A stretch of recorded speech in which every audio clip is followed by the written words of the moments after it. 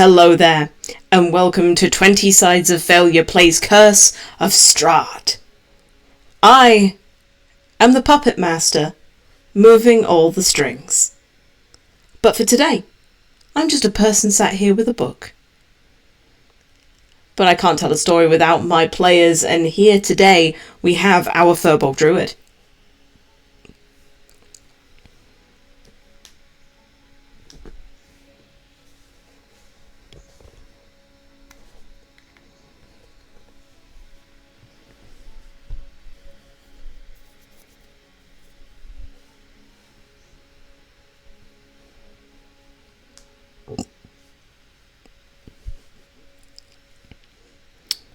Someone potentially looking forward to a nap right now is our Barbarian Cleric.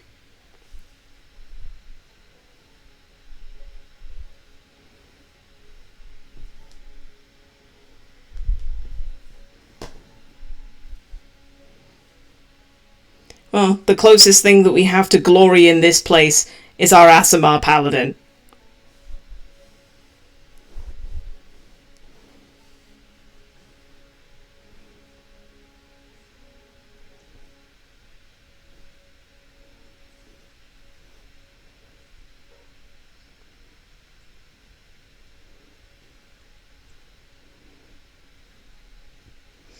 And if there's one person that can be called upon to be the bastion of optimism, it's our human artificer.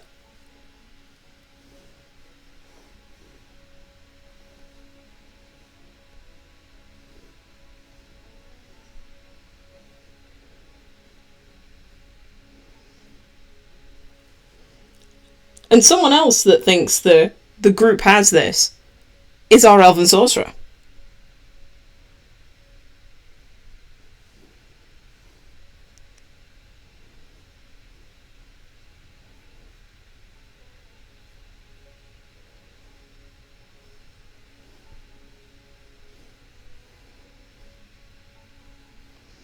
Okay. And the person, finally, who also just wants to keep safe, but also get through this as quickly as possible, is our human rogue.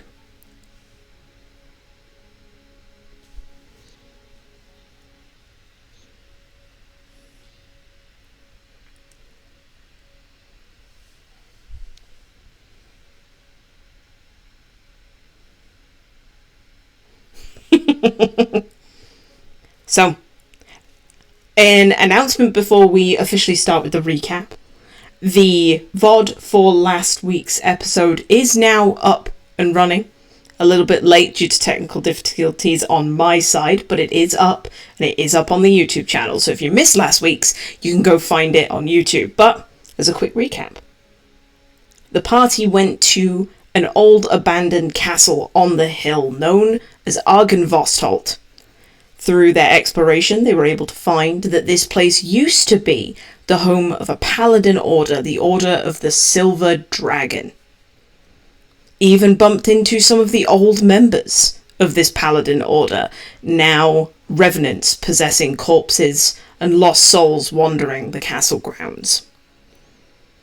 After getting information of the history of this place and the local area from Sir Gideon, they were able to go back down to the ground floor and begin to work their way upwards, exploring every room, exploring every nook and cranny of this place. We left it last episode with them having finished exploring the first floor, the second floor to any American listeners. And I believe you're planning on heading upstairs to the next level. Correct me if I'm wrong.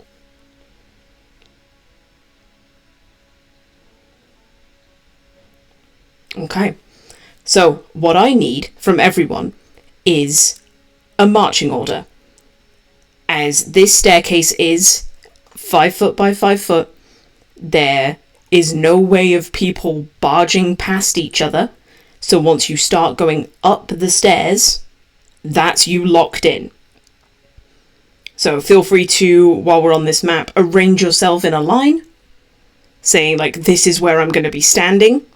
This isn't the permanent order. I mean, yeah. I mean, it could be that this line that we have in front of us is the order that you want to go in, and that's completely fine.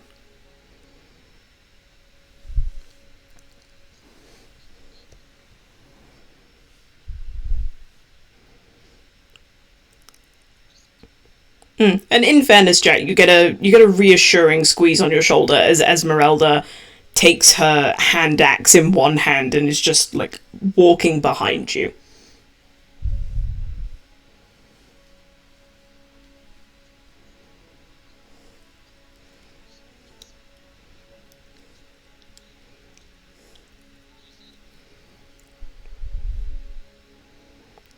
Oh, right, okay.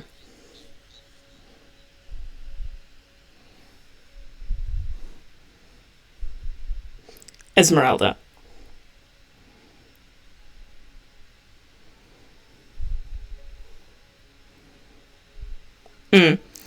Although, in fairness to you, Serenity, Esmeralda does also, like, the hand that she's just used to squeeze Jack's shoulder, she also reaches behind her. So it's held out to you with the palm facing upwards.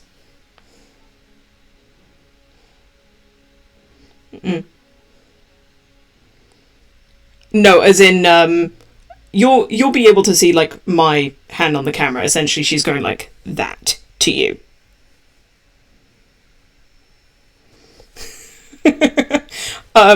She wraps her fingers around the coin, but also like manages to catch like your fingertips as you're pulling away, and she gives the fingertips like a reassuring squeeze before taking the gold and putting it in her pocket.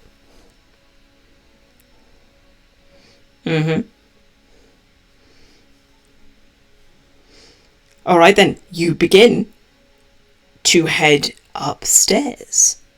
So the first thing that King would technically see, as he is at the front of the line, and Jack, you'll be able to see it after him, is it's the same corridor that Saya ran through to go find the dragon originally. So it's a curtain that's blocking off a stone archway.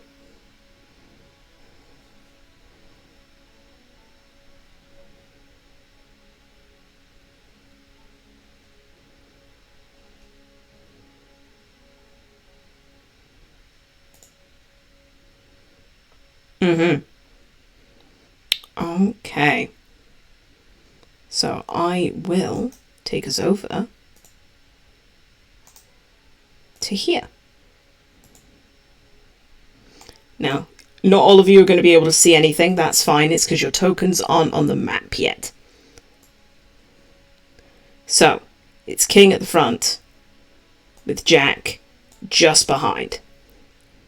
King pushes the curtain open,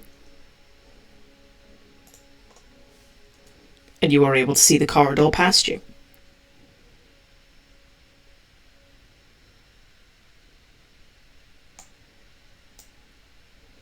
Okay. So then behind Jack, it was Esmeralda, then it was Serenity. Who's behind Serenity? Got a mirror, and then that's where it has to stop, just because are people moving? Actually, yeah, I'd say that Esmeralda moves forward just to make room for other people.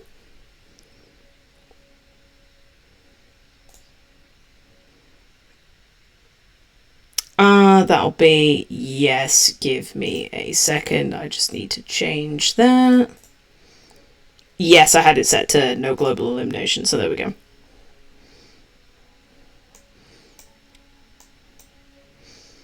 Okay, so then after Amira, it was Sonda.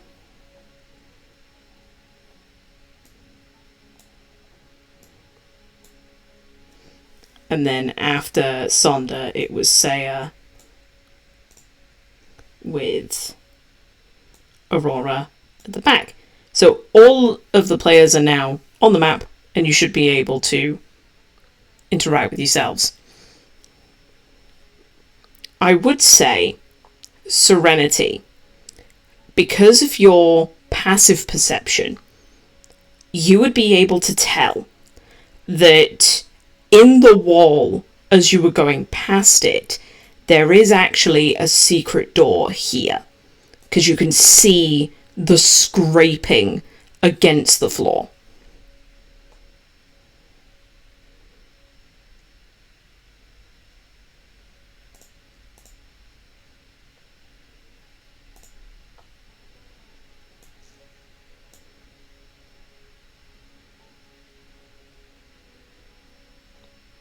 If you're speaking Serenity, I can't hear you. Oh, there we go.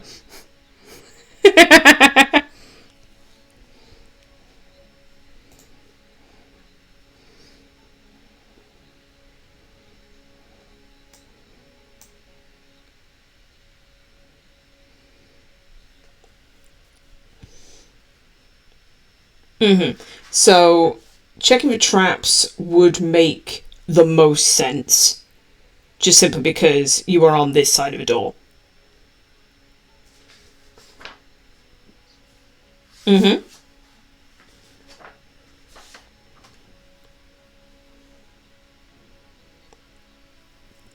There isn't any traps that you can see. And from the looks of it, it's a very simple push-pull system where there is a handhold groove that's been carved into the wall, and you're meant to just stick your fingers in and pull.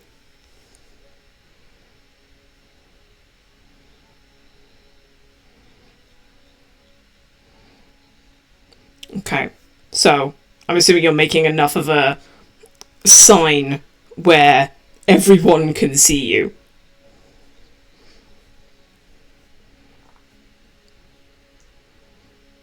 Alright then. What does everyone do to that?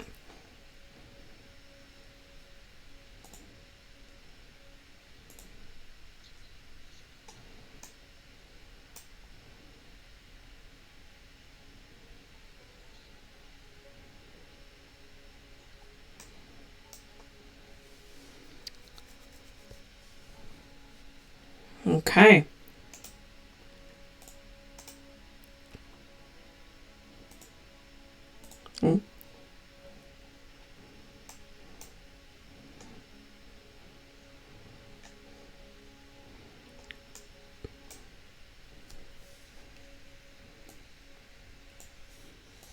Why can I not move?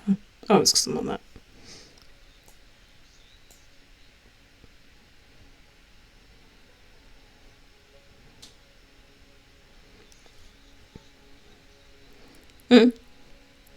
Yeah, Esmeralda will back away and allow you to come into the space that she was in.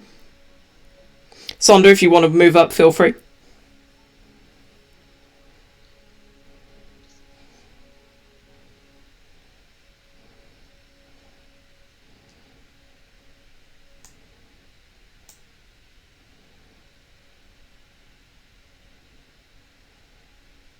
Okay. Serenity, you're just opening the door. Kind of hard to do it quietly since it is very much you pulling like a stone slab against a stone floor.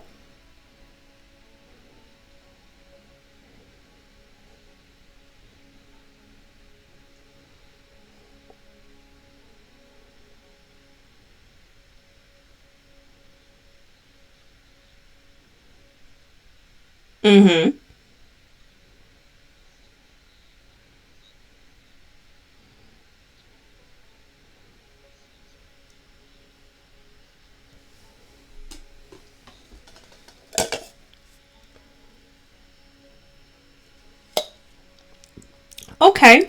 I'll say that because...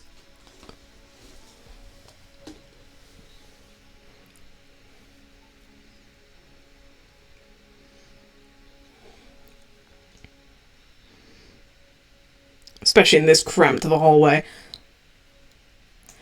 Alright then, Serenity, what I will do is, because of the candle, I'll let you do a sleight of hand check. See how subtle you are with this door. Yeah, which is why I'm asking for a sleight of hand.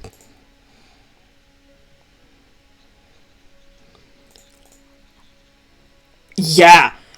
So you are able to, I will say, open this door as much as you would like it to. So if you want to keep it on a crack and peer through, you can do. If you want to open the door all the way so that the people around you can see through as well, that is up to you.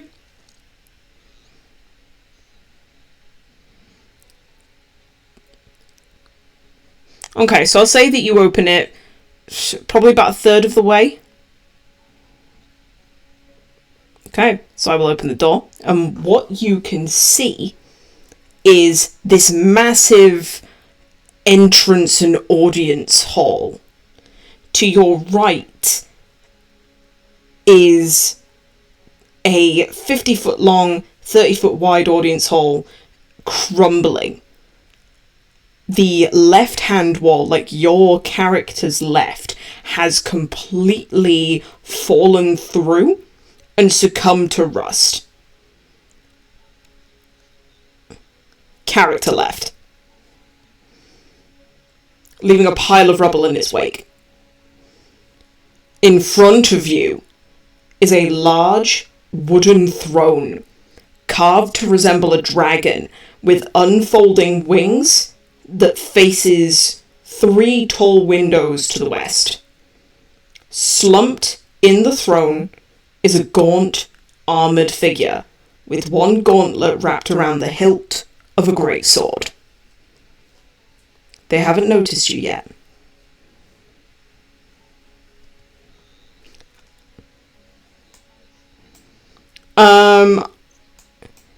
Yes, but that's only because I've opened the door as if to say, like, everyone, like, it's fully open.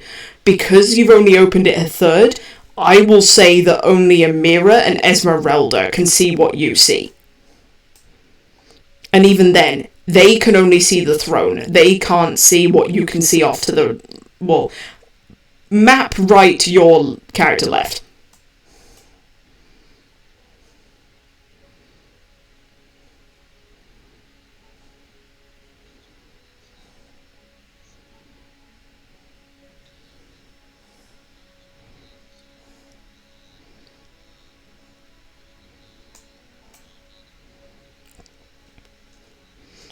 Yeah.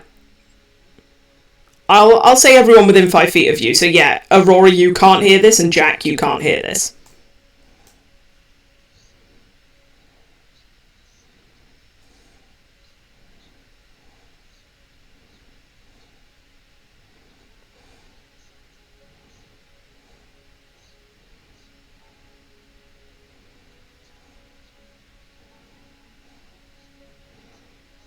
Mm.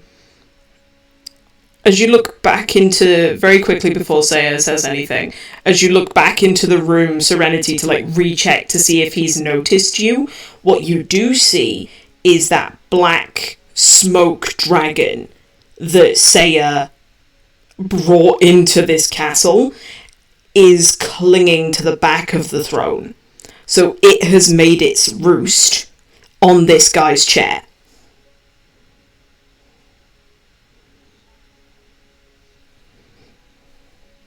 Mm.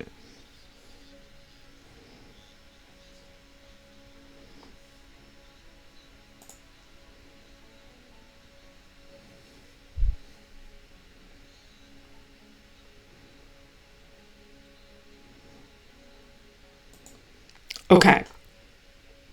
So there's a bit of a Chinese whispers line going.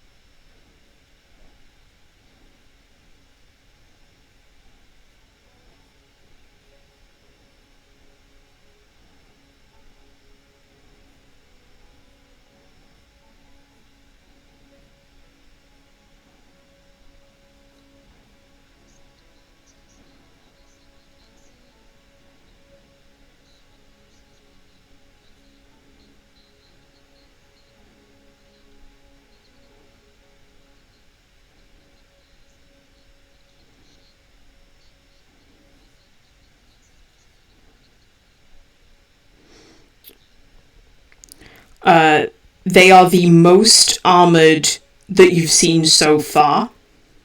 They're wearing half plate. Their sword is detailed, and the best way of putting it, I guess, would be that it's personalised.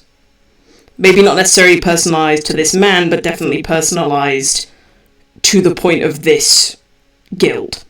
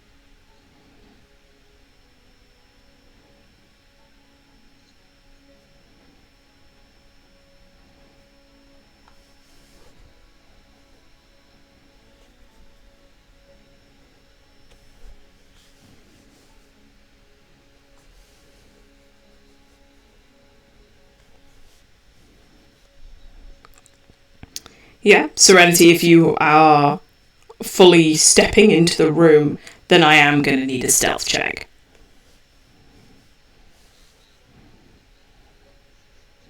Mm-hmm.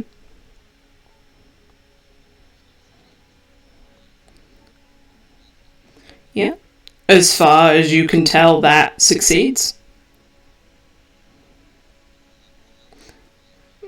As far as your ability can tell you. So, stepping properly into the room, this is a wide open space where it seems that they are alone, other than the dragon. But you honestly doubt how effective that dragon is going to be in a fight, considering it is essentially incorporeal.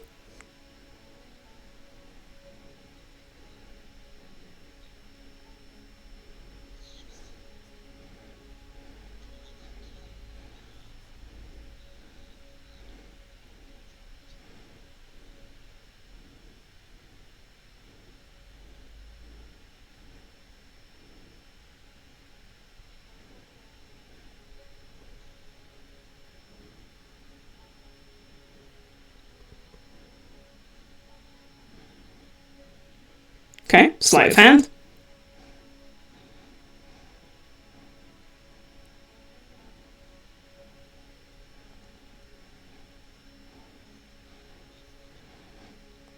That succeeds.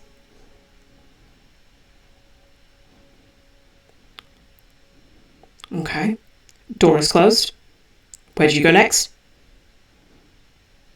You have free movement to go where you wish.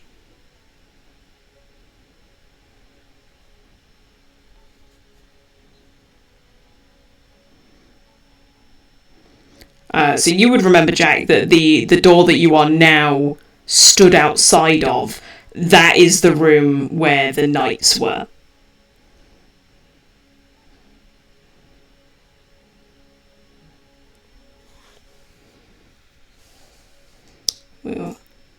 Yes. So this rubble, King would very quickly find, is difficult terrain.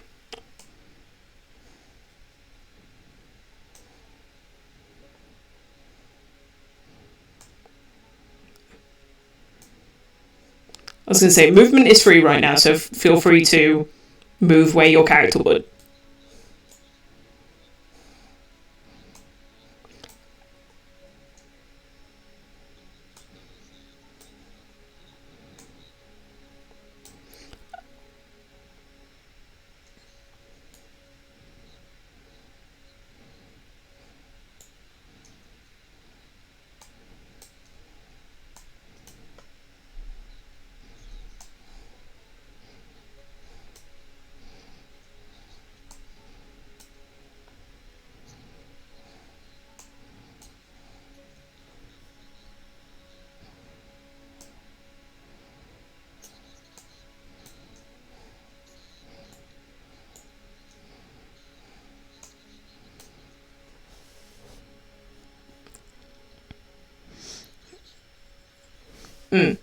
There's no checks to climb the rubble. It is very much just difficult terrain. You having to pick your way through either rotting floorboards, or now that you're walking past it, you can see that there's a hole in the roof directly above this section, and it goes just straight up. So there is a gap in the ceiling where it has fully just collapsed and made this debris. Which door are you checking, Serenity, sorry?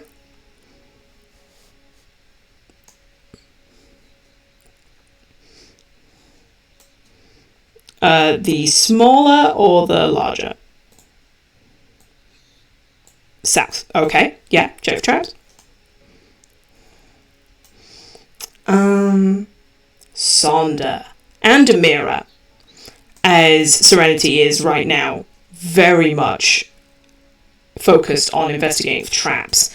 You look behind you and you can see into this room that Serenity told you about. And he can see you. Because it is a clear line of sight.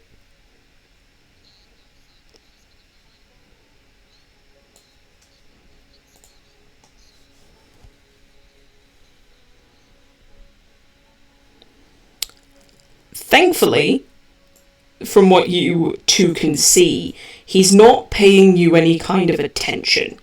He seems to be either in a thought process all of his own, or just quite happily to sit there and think. He's not calling out to you, he's not doing anything. He doesn't actually seem to even be looking really in your direction. But you're also aware that you made a lot of noise going over that debris. No one went over stealthily. The guy that Serenity was describing that was in the armchair. The one that is 40 feet away from you.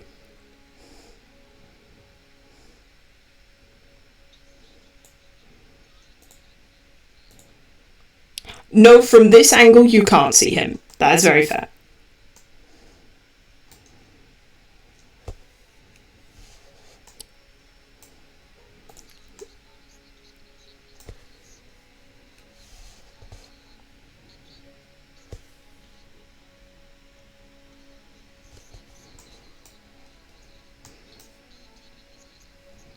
Okay.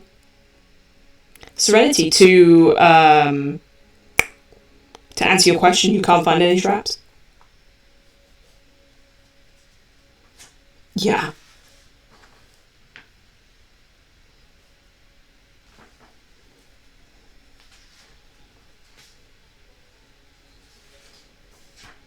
Mm-hmm.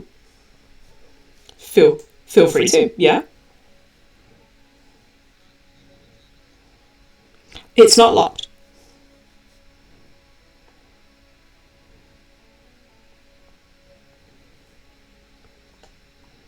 Yeah. Stealthily opening the door. No creak of the hinge. No sign of your entrance.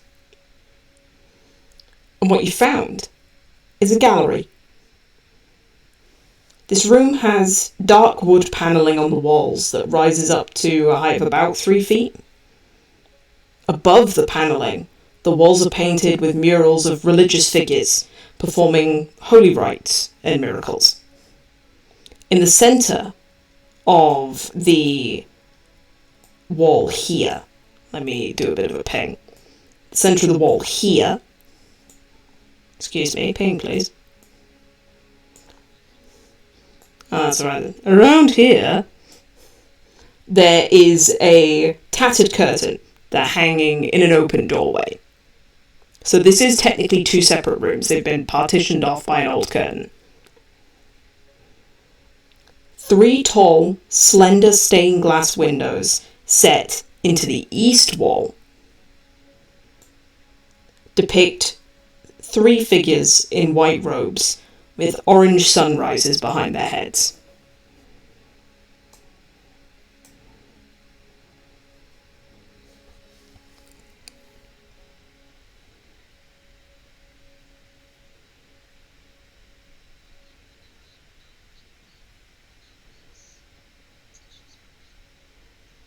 Yeah, religion check.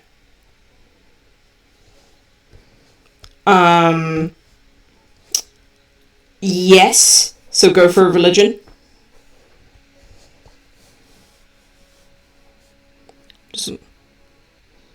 I'm just waiting to see what Serenity gets. Okay.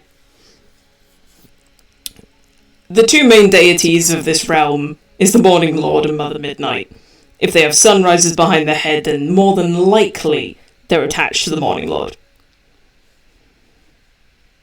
A mirror. The middle stained glass window. The one depicting a man with open arms, looking down, almost in like a welcoming gesture. This is meant to be the Morning Lord. And then there's two women on either side of him, both in the same similar dress. So you're assuming that they're potentially either martyrs or saints.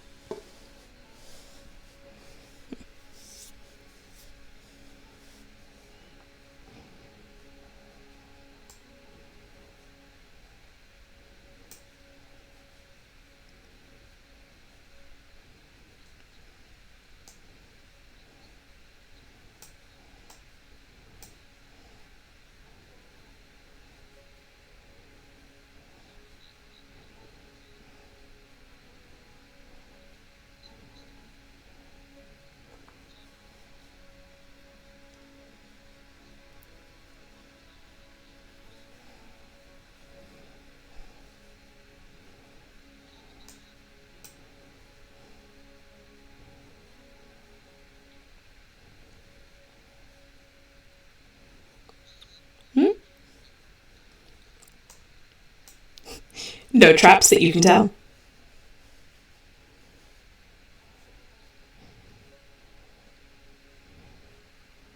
Mm-hmm.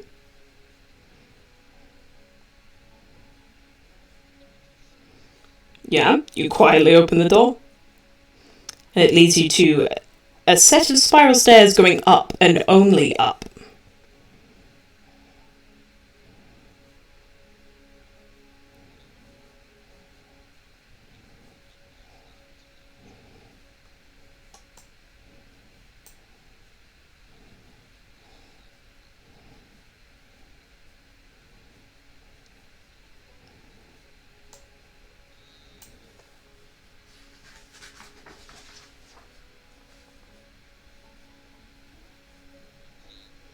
No traps?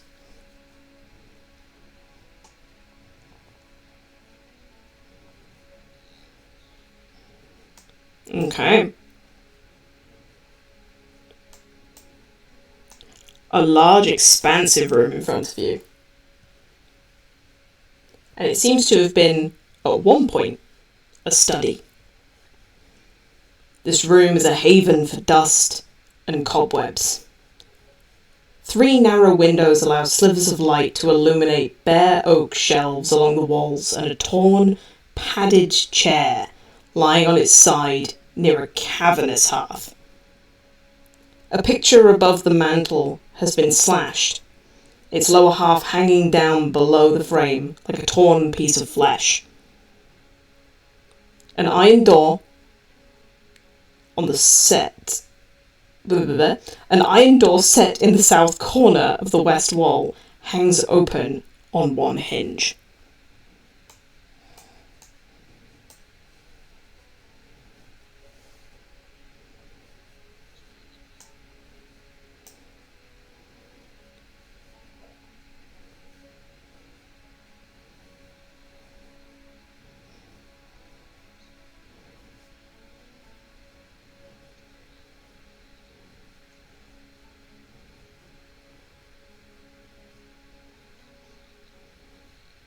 Easy enough done.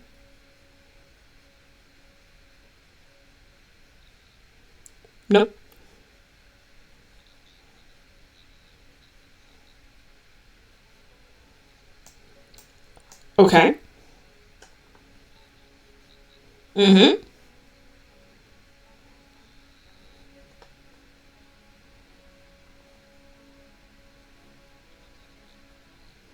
No traps. You do, however, see behind you, there's a book on the floor.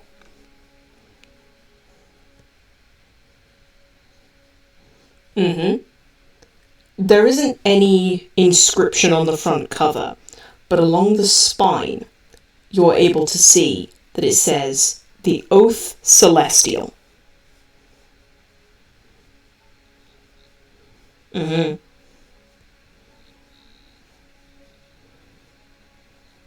Yeah, as far as you can see, no traps.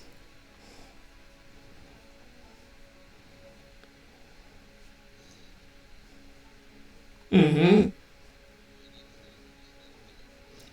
Sleight of hand to open it up quietly.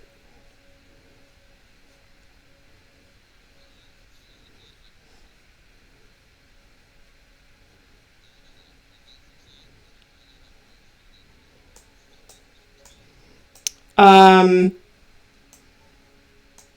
I would say that that fails.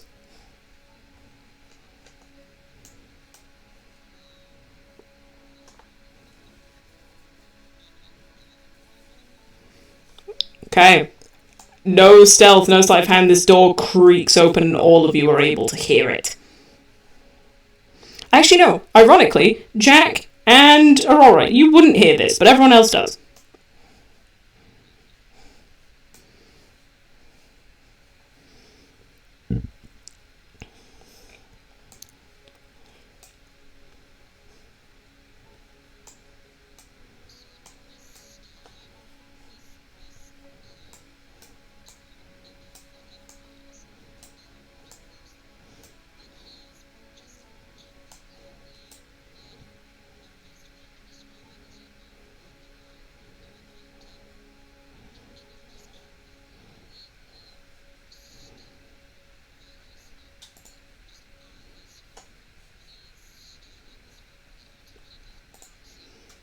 Hmm.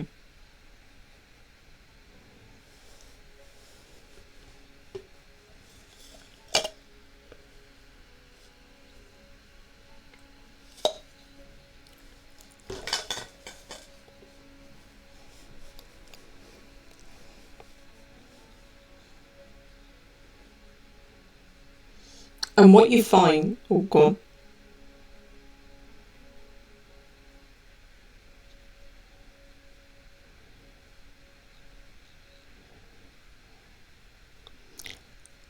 What you find, Serenity, is, other than some rich drapes that have faded with time and neglect, an otherwise empty room.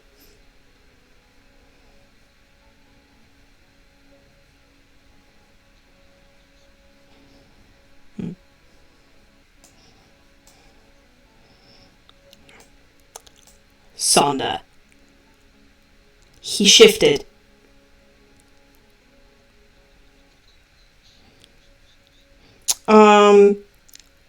If before you were essentially looking at his forehead, which is probably the best way of putting it, like he was slouched in a chair looking off into the middle of the distance, you were basically drawing a dot into the middle of his forehead. He perks up and looks off to the side. Right, he's still not looking at you, but at least now you're looking at his eye level. Like he's no longer slumped over. He is aware of movement. And he's now listening.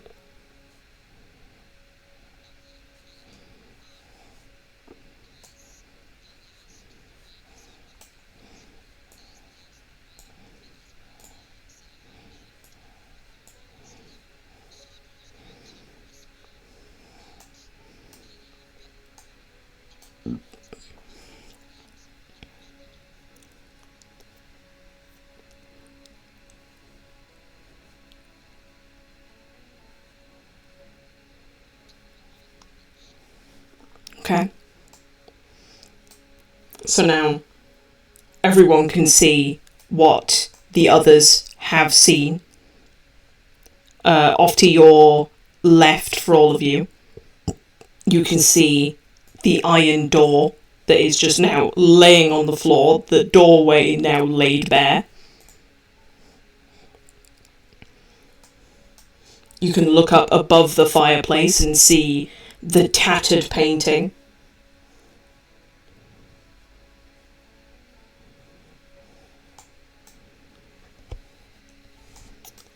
Jack, as you cross the room, there's a moment where you step on something. Like you can hear the crinkle of paper under your boot.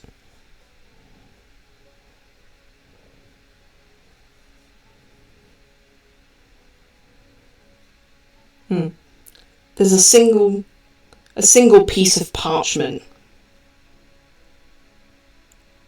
is now under your boot.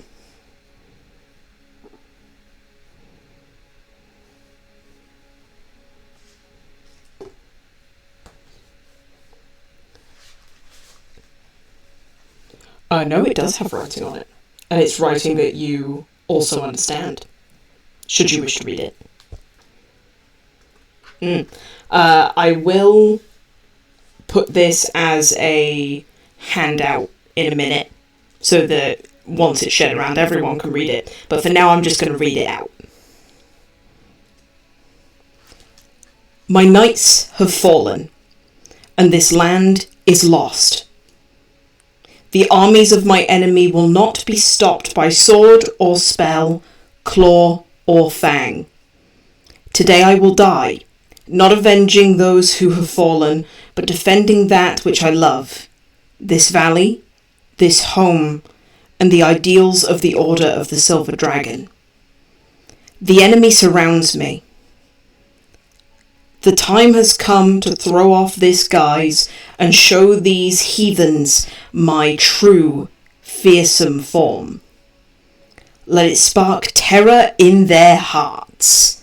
Let them tell their stories of dark triumph against the protector of the Balanok Mountains. Let Argynvostholt be remembered as a dragon of honour and valour. My one regret is that my remains will not lie in their rightful place, in the hallowed mausoleum of Argynvostholt. No doubt my bones will be scattered among my enemies like the coins of a plundered hoard, trophies of a hard-won victory. I do not fear death. Though my body will die, my spirit will live on. Let it serve as a beacon of light against the darkness. Let it bring hope to a land wrought with despair. Now, to battle. And it has been signed with just a capital letter A at the bottom.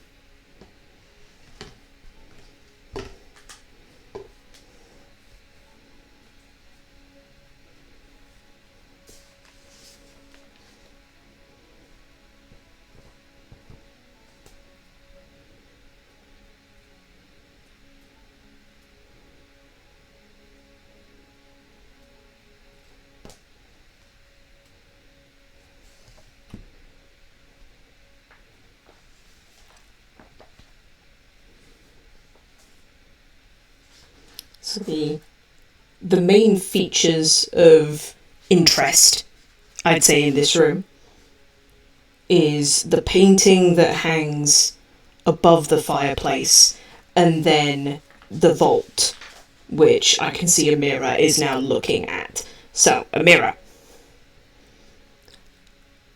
The walls of this room are lined with lead. Empty chests and scattered vases lie strewn upon the floor, their contents plundered.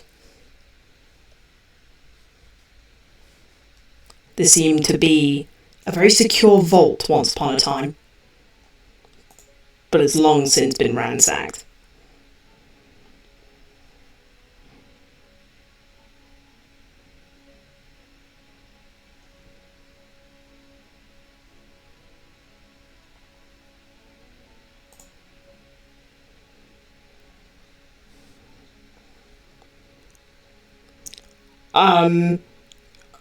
I would say no, just because you can you can see all the information you need. Like, this door has been forced off its hinges and the room ransacked.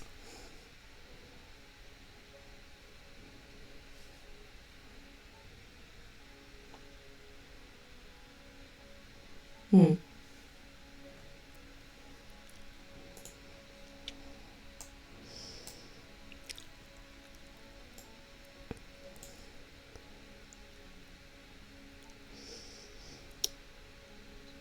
Mm. You can see Esmeralda, she's unsheathed her rapier, but she's using it more as a, like a lever to lift up the slashed part of the picture. Get a better look at it as a whole piece. And the picture shows the mansion in better days. Under clear winter skies with snow-capped mountains in the background. The top of the chapel tower glows like a silver beacon.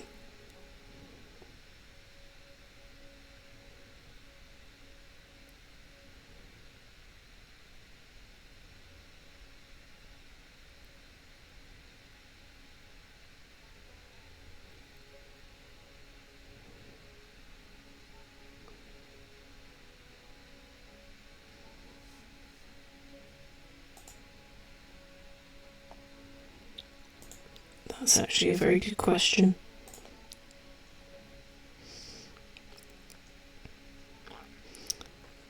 Esmeralda would turn to the rest of the party and say, I don't have the magical expertise to be able to fix this, if that's even something that you care about.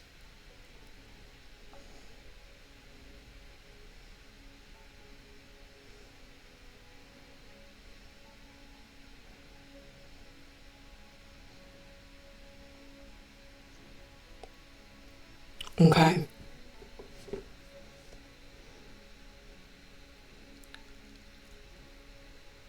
You fix the picture. And the beacon flashes with a brilliant silver light. And the spectral form of a huge silver dragon fills the room. Holographic in nature, you end up standing in it a little bit. But it speaks out to you all. My skull lies in the fortress of my enemy, displayed in a place of ill omen. Return my skull to its rightful crypt, and my spirit shall shine here forever, bringing hope to this dark land. Its message given, the dragon's apparition fades away, and the glow on the picture fades as well.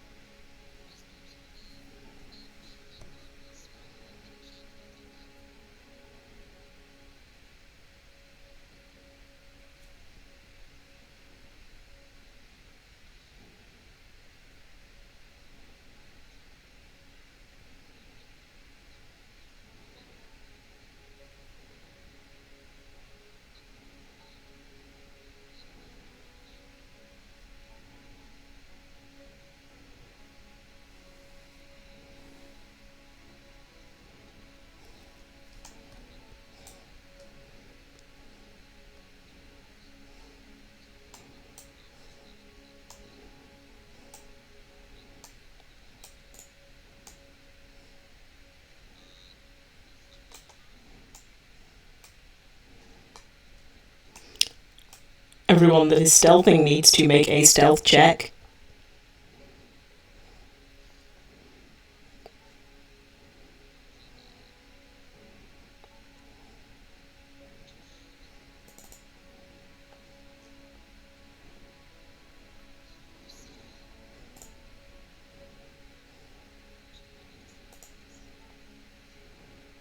You should do because of your armor.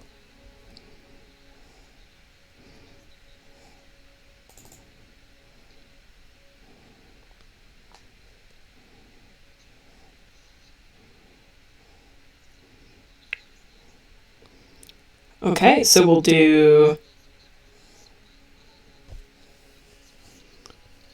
Okay. Let's go 1 success, 2 success, 1 fail, 2 fail, 3 fail, 4 fail, 3 success. Okay. As a majority, the group has failed.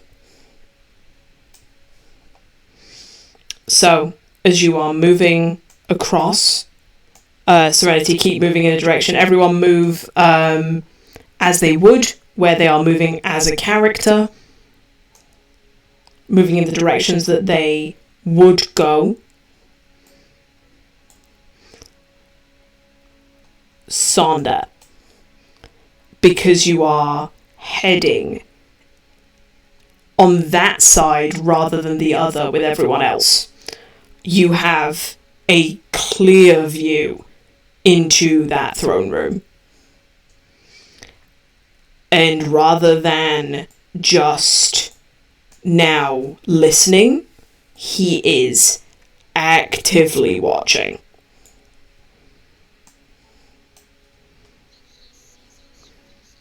Yeah. Definitely you. You got a 6.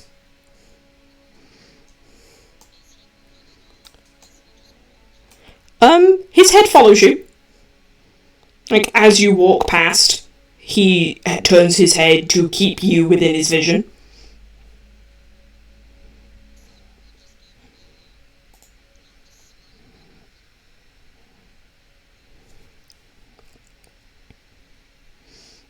Doesn't seem to respond, just keeps looking at you.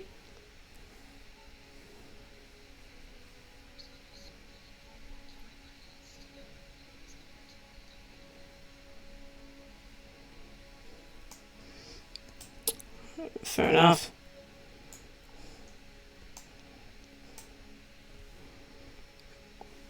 It gets to a certain point, Sonder, and the only person you can see is a mirror.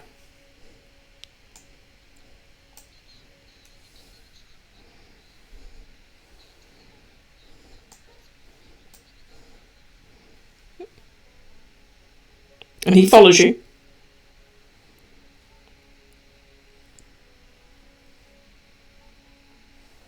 Until you are out of sight.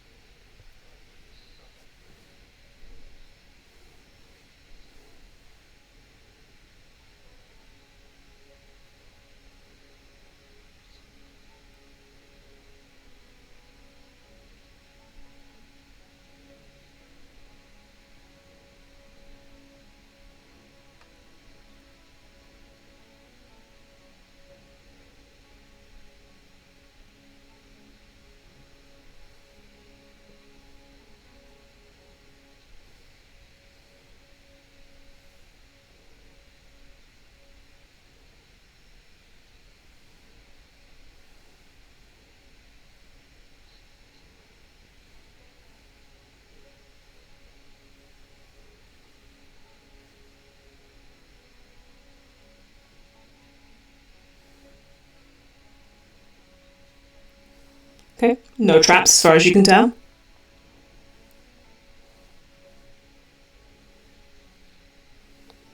Okay. Opening up that door is not locked, so feel free to open. And you find yourself in another T-junction crossroad.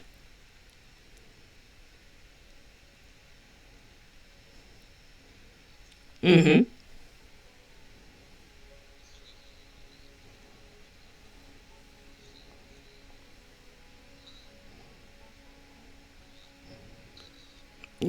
As far as you can tell, no traps.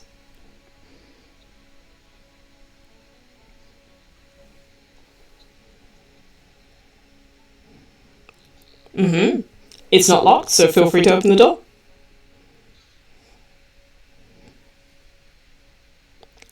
Again, another set of stairs going up and only up.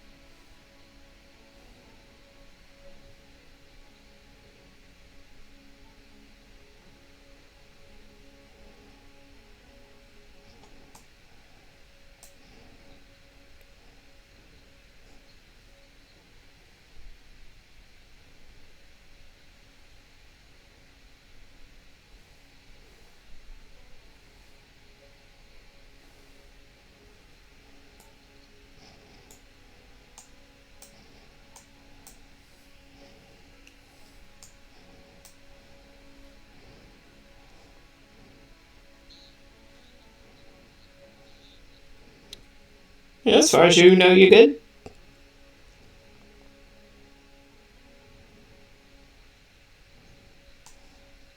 Mm-hmm. No.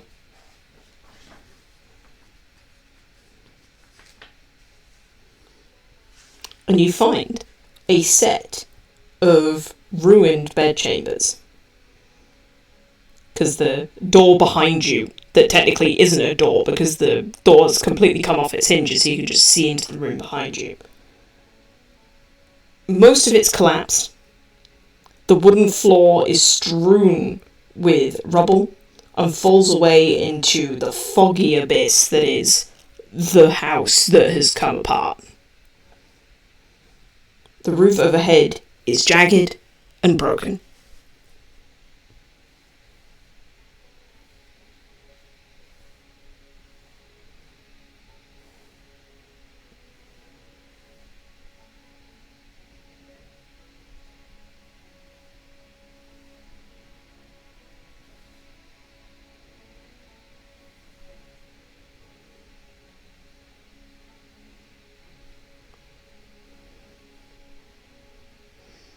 The floor can bear king's weight.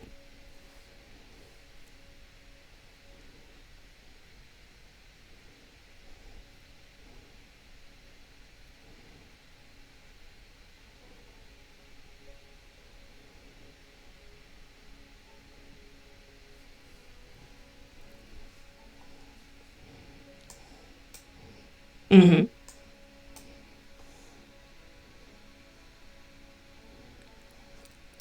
Feel free to make an investigation check.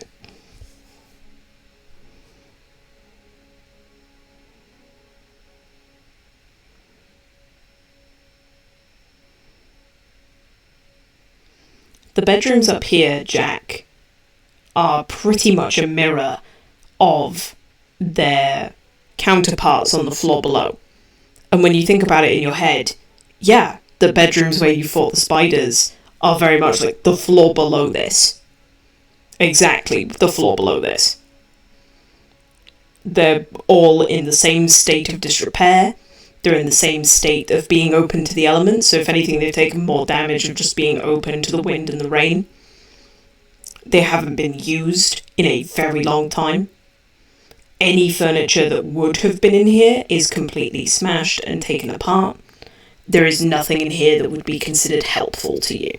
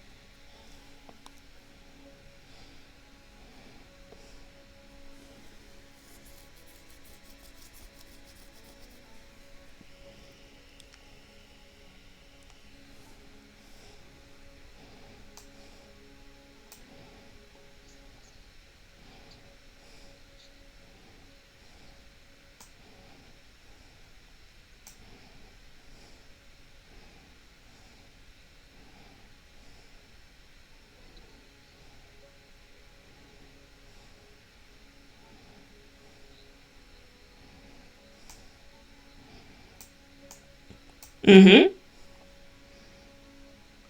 Everyone that is stealthing, roll a stealth check now.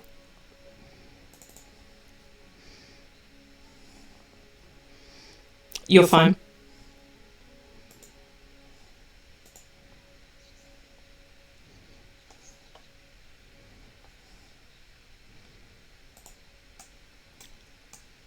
Yes. It's because it's in the secret door setting, so it's full of the thing of like, okay, so feel free to position yourselves wherever you wish to be. I think Esmeralda begins to stealth, and then fully... What would be the best way of describing a 9? It's not necessarily bad. Yeah, she goes to... I think her plan is to try and skirt around through the curtain that you all saw when looking in the gallery and moving that way, but ends up standing on a part of the debris, so gets to there and realizes very quickly that she is not in any kind of cover. So kind of just positions herself there. Not where she wanted to end up, but is where she got.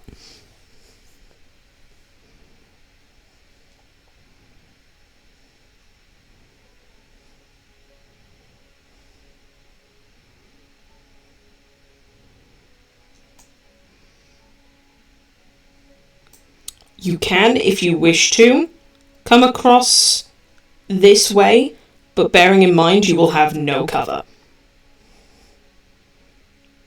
So you won't technically be able to stealth.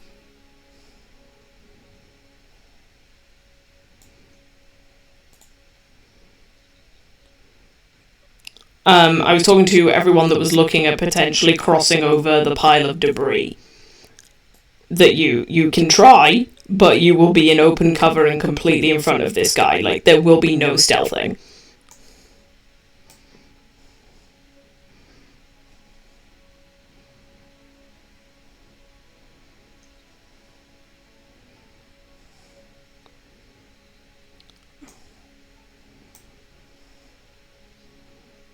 Mm-hmm. As soon as King takes a step in, you hear a booming, commanding voice that sounds almost apathetic as he looks up to you and King, and at that point Sonder and Esmeralda. Go away.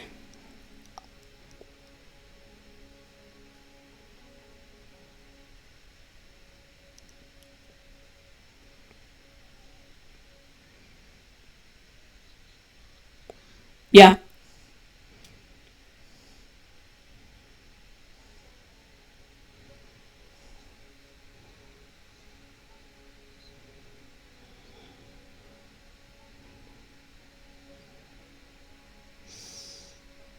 You watch as the creature's grip on the great sword pommel tightens.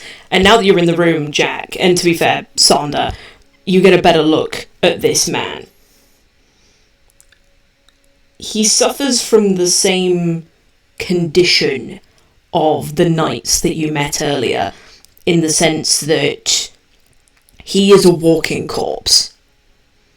His skin has mummified and stretched along his skeleton to the point that there is no life in him, like there's no roundness to him at all. He has a haircut that can only be described as like aging monk, where he has a strip of hair, almost like a mohawk, going along the top, but then it joins to hair at the back of his head that then comes round to the front at points just above the ears. So it's almost like a triple widow's peak.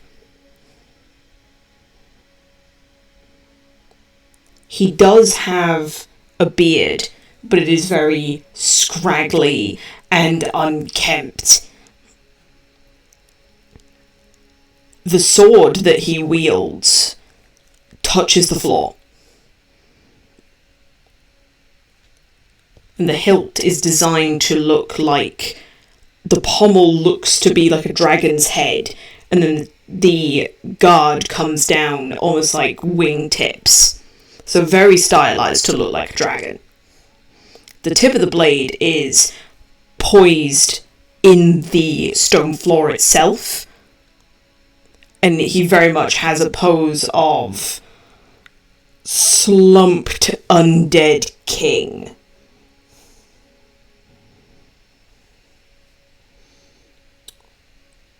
If you have come to destroy me, know this. I perished defending this land from evil over 4 centuries ago.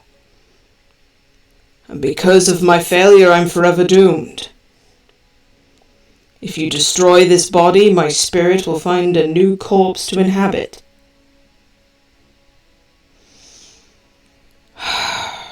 You cannot free me from my damnation, nor would I wish it.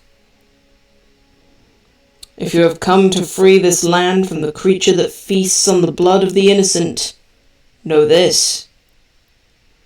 There is no monster I hate more than Strahd von Zarevich. He slew Argynvostholt, broke the life of the knight I loved, and destroyed the valiant order to which I devoted my life. But Strahd has already died once. He cannot be allowed to die again. Instead, he must suffer eternally in a hell of his own creation, from which he can never escape. Whatever can be done to bring him misery and unrest, I will do. But I will destroy anyone who tries to end his torment.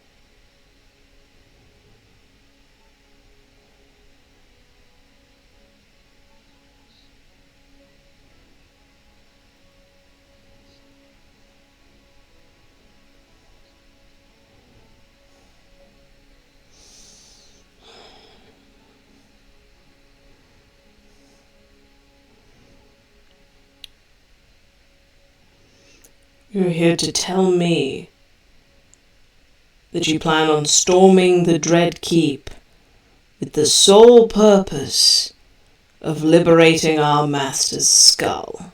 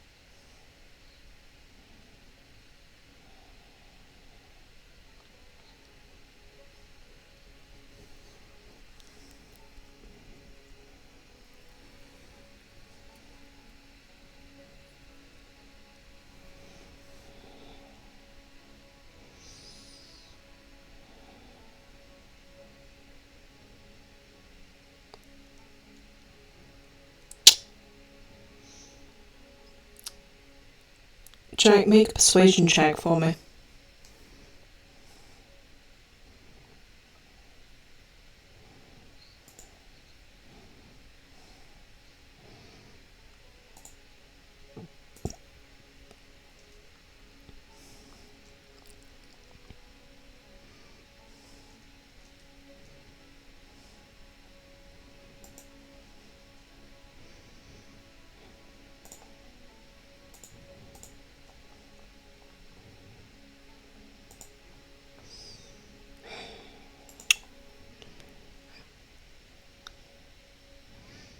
So what you are telling me is that you do not wish to kill Strahd.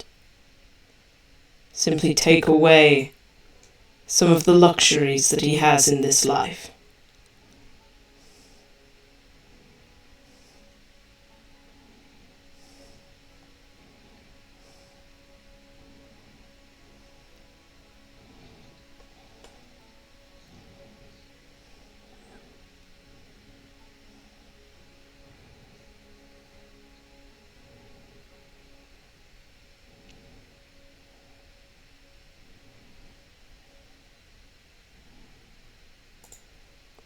You can see the man on the throne contemplate this. He even does the stereotypical, like, pulling on the whiskers that are on his chin as he thinks, twiddles it between his fingertips.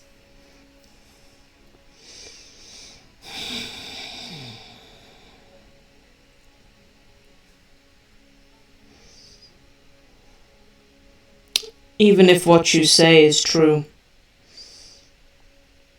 I do not know how I would be able to aid you in this mission. What would you have of me?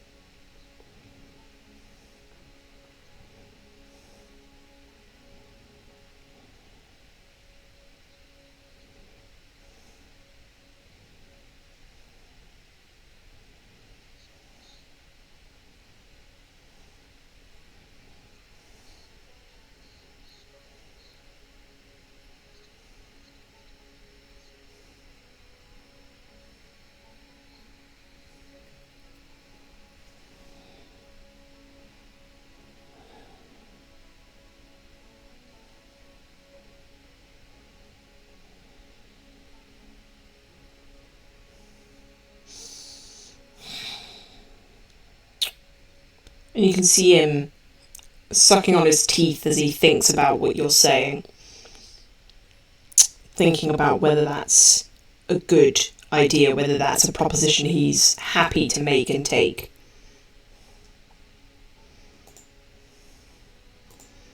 But he does... Oh, go on. It's not, something you're able to oblige with. Any information you can on Castle Ravenloft would be appreciated.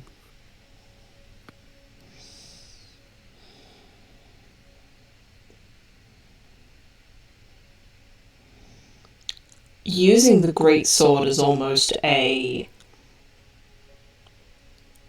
prop, he pushes himself up out of the throne and begins to walk towards you, Jack. While his body is only maybe 5'8", he radiates this undead energy that almost is like a cold aura.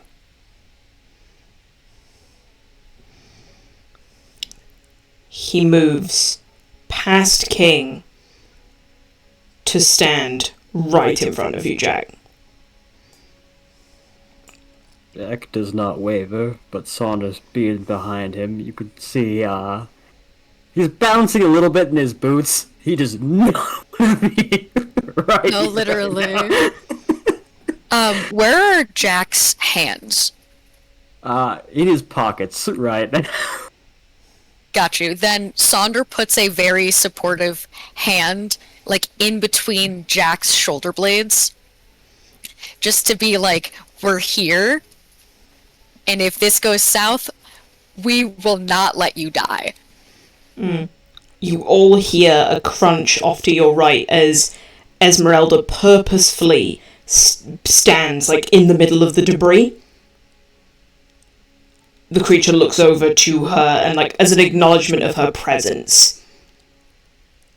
And she's not standing in any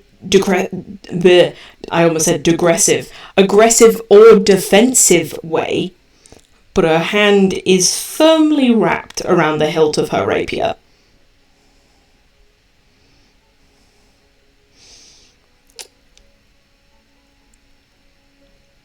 Vladimir stands in front of you, Jack.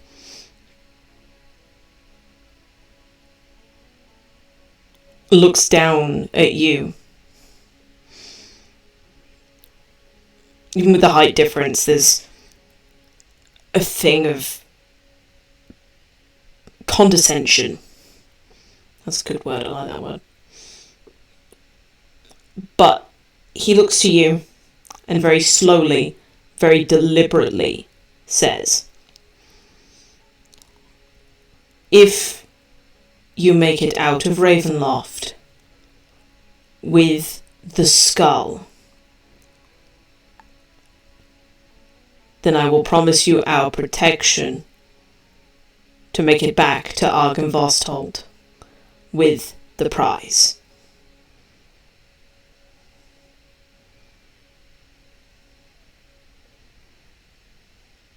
If there isn't any skull, then I offer you nothing.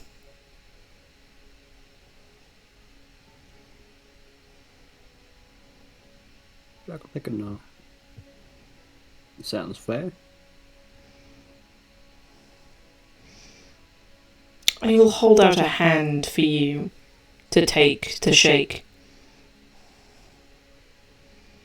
Pull a hand from his own pocket, and he will take Vladimir's hand to shake. It's strong. It's firm. There's more strength in their hand than there should be for a corpse this decayed. He shakes it. The entire time his hand has not left the greatsword hilt.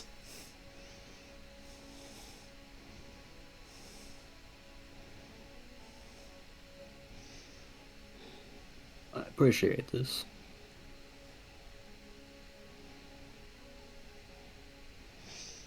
When are you planning on beginning your mission? I don't have a set time right now. There's another point of interest that we need to go take a look at, something called an Amber Temple. His eyes immediately flash with something. Yes. And how do you know of the Amber Temple?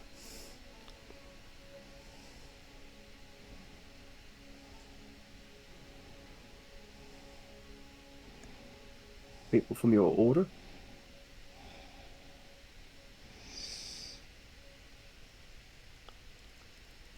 Persuasion check, Jack. I'm going to use my last point of Flush of Genius. You got this.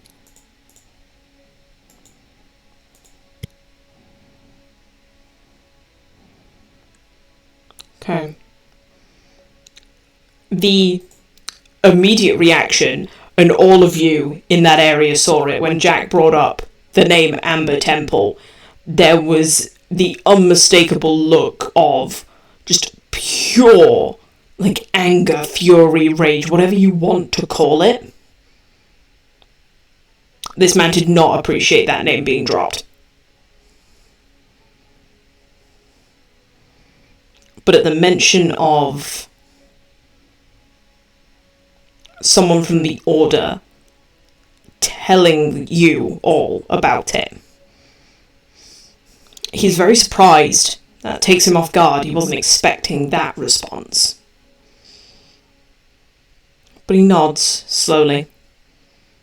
Well, if someone of the Order entrusted you with that secret, then they must have deemed you worthy.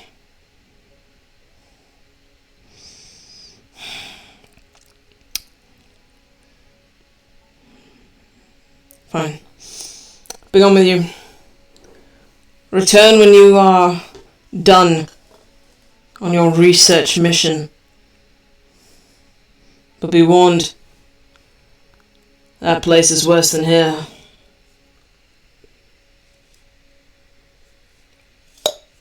Appreciate the warning, and we will take it to heart.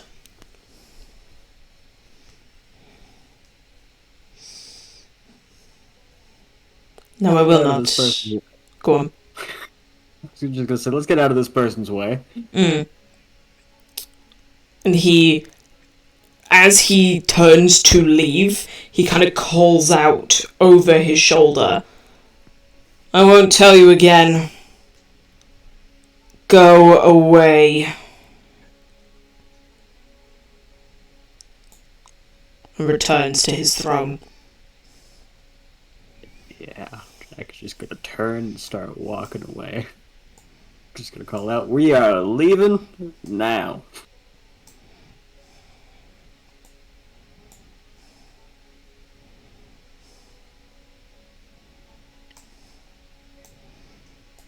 Alright then. We going down these stairs?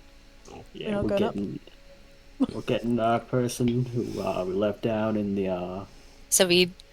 yeah. We're not going up? No, we are leaving. We made an ally today. I do not want to get on their bad side. Serenity, do you shut the door? I'm polite. I'll close the door. Okay. Hopefully that was a good thing. Maybe he doesn't like politeness. Maybe I should have told him to go fuck himself. I don't know. But I did it.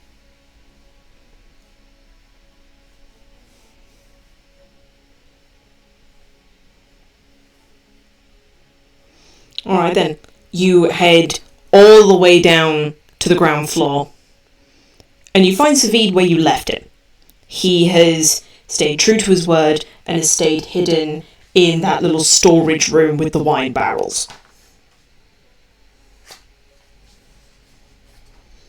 Upon seeing you all, he has a rather large smile on his face. He's quite relieved to see you.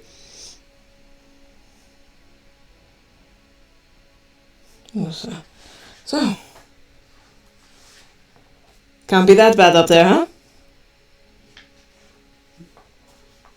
huh?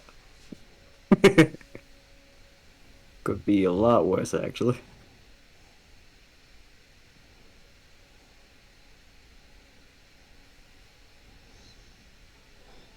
Alright then, you wish to still return with me to Wallachia, or are you going to be heading in different directions? Let's head back to Wallachia with you. But from there we'll head off where we need to go. Sounds good. Everyone other than Jack, actually. Jack, as you're having this conversation with Savid, you all can hear the sound of hoofbeats and the crunch of wagon wheels on gravel.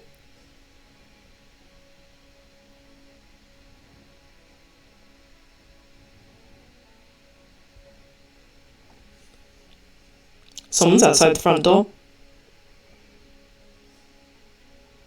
Do we remember if oh my god, what is his name? Oh my god. The fucking, oh my god, I can't remember his name. Esmeralda's mentor? Van Richten. Thank you. Oh my god. I knew it started with a V and I could not remember. Do we know if his carriage was pulled by a horse? Because it's either that or Strahd's carriage. Because So My money's on Strahds. you do know, and yes, he did have a blonde pony that pulled his wagon. But as far as you're aware, he's in Vallaki. yeah, I figured. God damn it.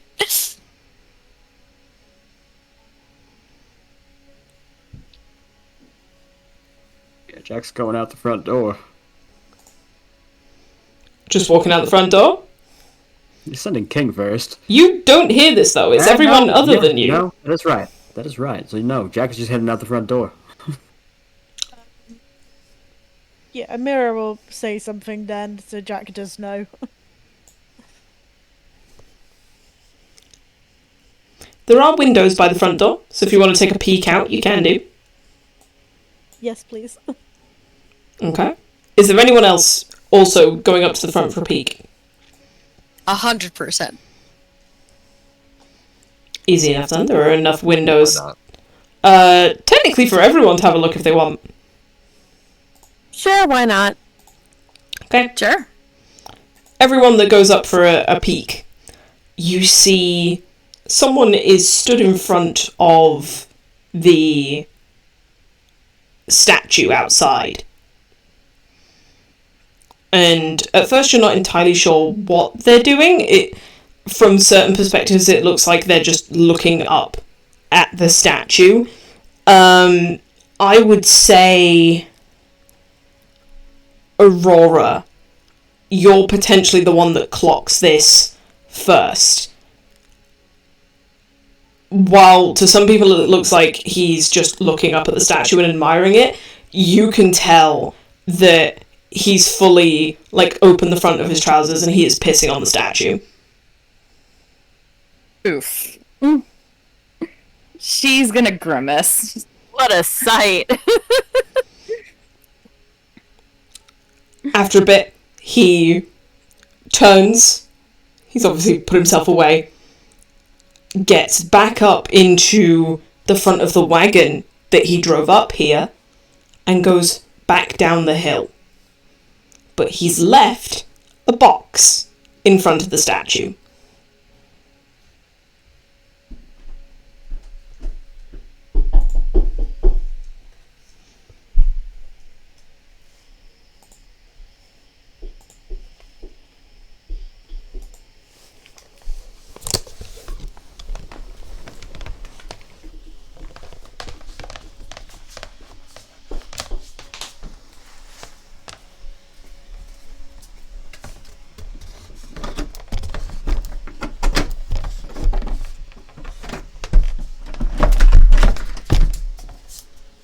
So are we just going to, My bad. Hello? Yeah, I guess we just head on out and take a look at it, I guess.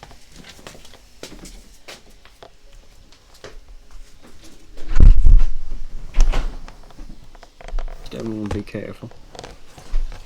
Maybe have, King deal with the box, so we just don't know what's, in it, just in case. I don't really know how explosives usually work, but, just in case, you know. Why is it so hot? Jack will head on outside and I've left can go over and take a look at bedroom door. whatever this box is. Bedroom window open, so it should be cooler up there.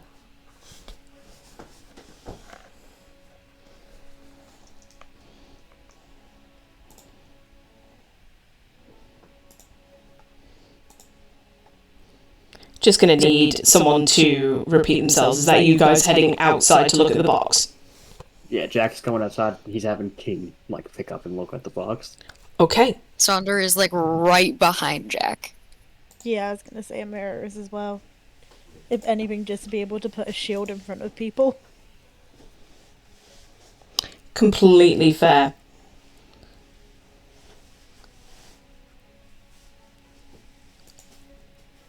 As you go up to it, are any of you getting within even 10 feet of the box?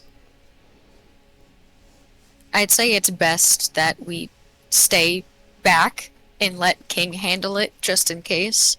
Because if there's like any powder, like obviously they don't have anthrax there, but like anthrax or like anything explosive, we don't fucking know what's in there. Just be as far I'm back gonna as stay within possible. like 5 feet of it.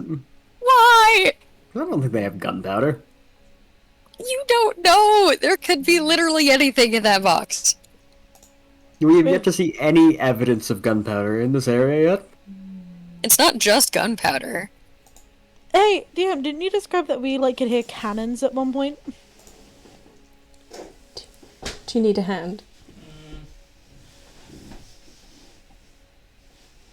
Or is that something that I'm completely just misremembering?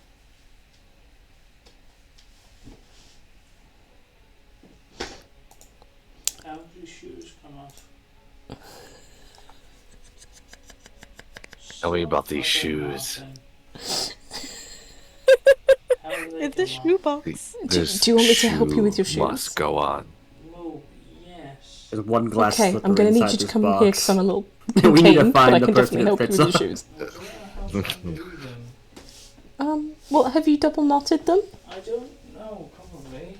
So you're gonna need to. Hey everybody, take did you know we one have knot? real lives outside playing D&D? We do! Shush. Wow.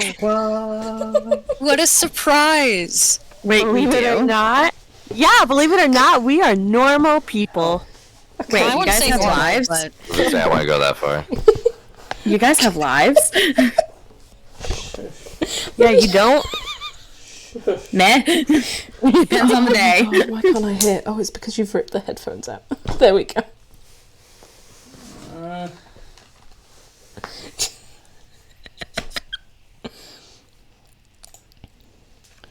Okay. Where's the... You'll have to give me a second, everyone. I can't hear anything. So just give me 2 seconds. Why can I not hear? You got it?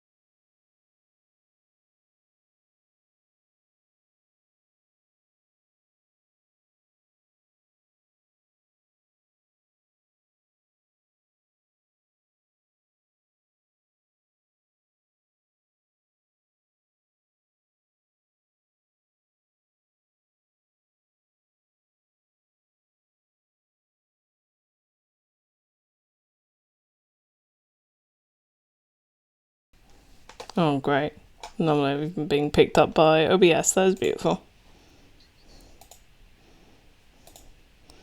Yeah. You can hear me. OBS can't. So... I'm gonna have to redo that, apparently.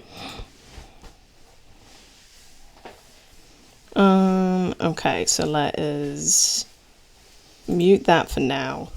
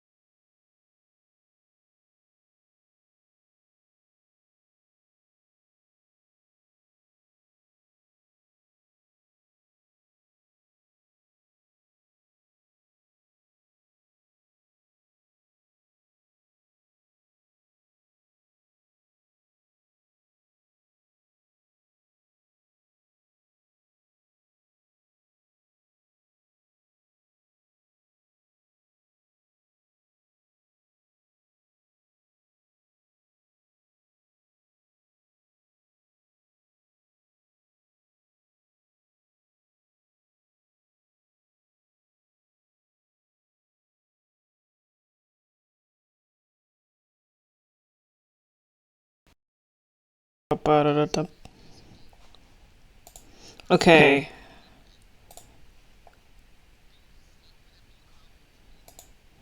Okay, we good? We fine? We Gucci?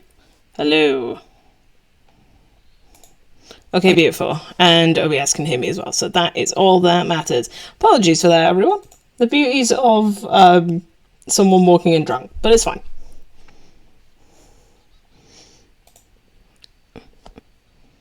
Yeah, he was wearing very formal dress shoes and was there like, how do I take off my shoes? It was adorable, but also a moment of like, ah. So, King has gone right up to the box. Jack is within 5 feet of the box. Where is everyone else?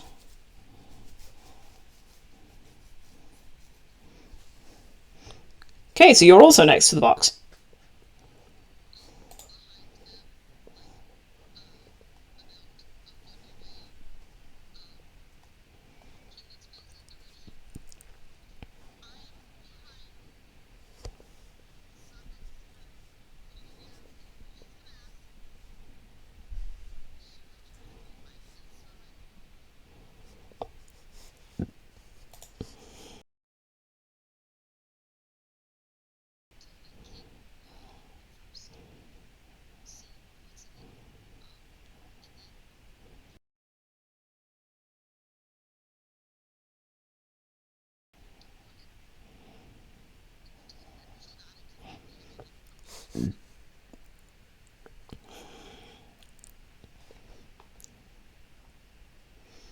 Okay. So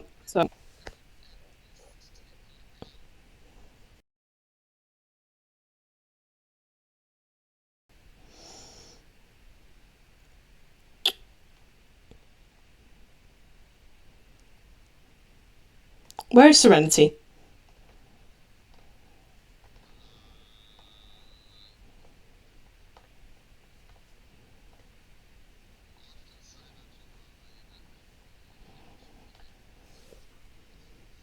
Okay, so for you that's within 20 feet. Alright then. Everyone can see that what's been dropped off isn't just a box, it's a coffin.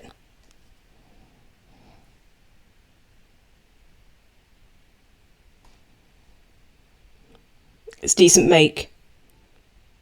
Has the same standard shaping that you would think of when you think of a coffin.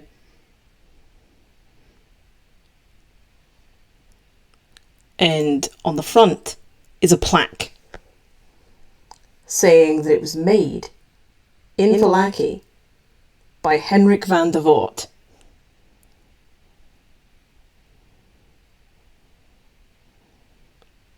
Also known to Aurora and Saya as the man that was hiding the bones of Saint Andral.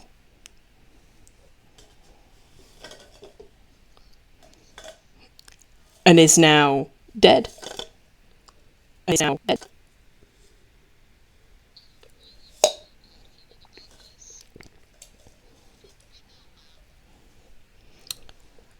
No, but you're close enough, Saya, that you can just see it.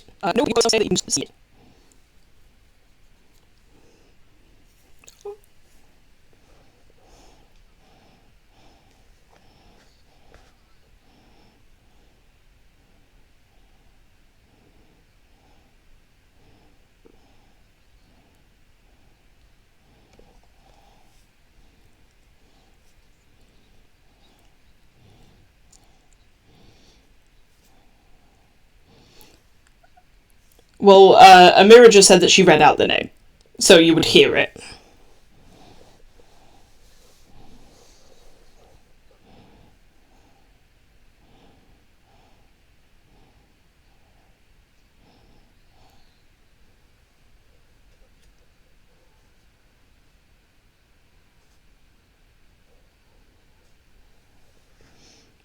You would then read the name underneath of who normally coffin makers would write on the front or engrave it, of who the coffin is meant for or belongs to. And this coffin apparently belongs to Serenity.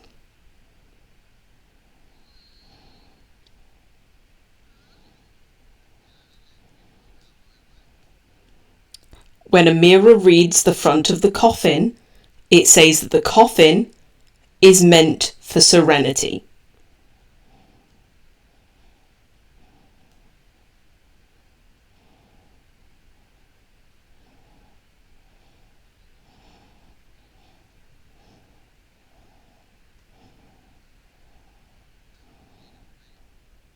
You don't know? No one's opened it yet.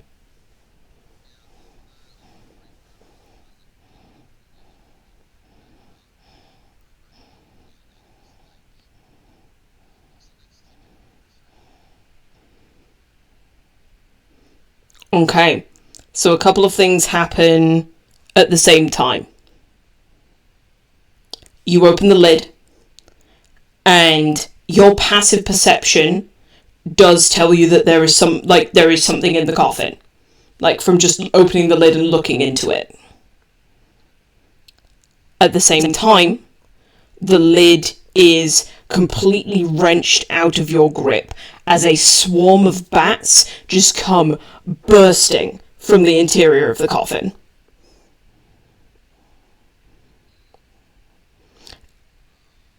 They harass all of you in the sense that they get in your face, they play with your hair, like they tug at bits of material, but they don't actually attack you.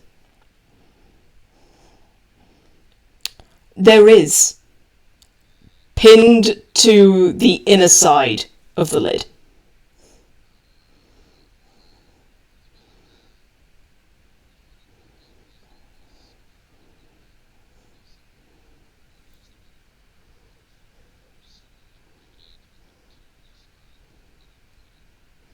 out loud or just to yourself?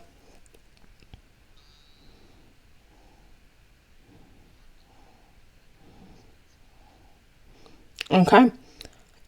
The note reads, "This is the price you've paid for leaving."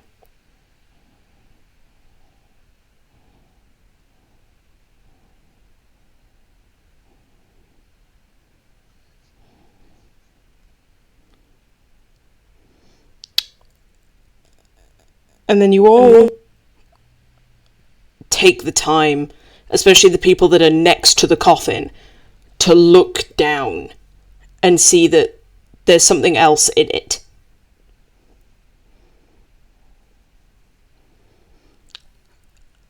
The body of a girl. She's been beheaded. Her head is resting essentially in the crease of where like her thigh meets her pelvis, so it's being cradled in like the dip of her thigh. She has been scalped, and I mean it in the sense that her entire scalp is gone, and what's been left is this raw, bloody mess of flesh. You do know who it is.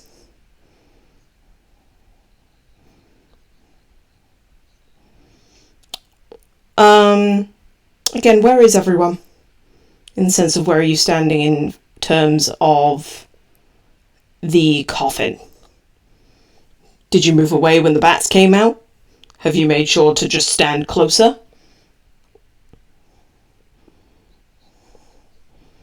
Okay.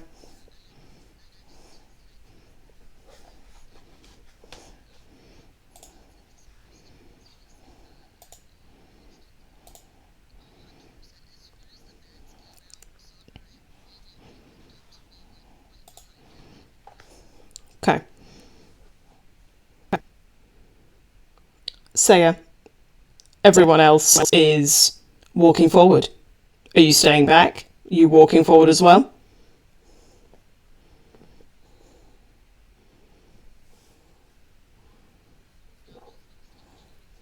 Okay.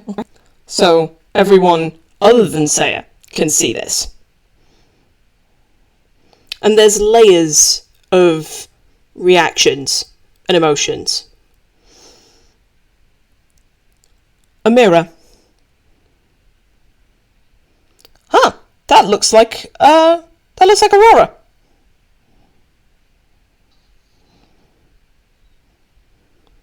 Jack and Sonder. Oh shit, that really looks like Aurora. And Aurora, there is a pain stabbing through your chest as you look down at the beheaded corpse of your sister.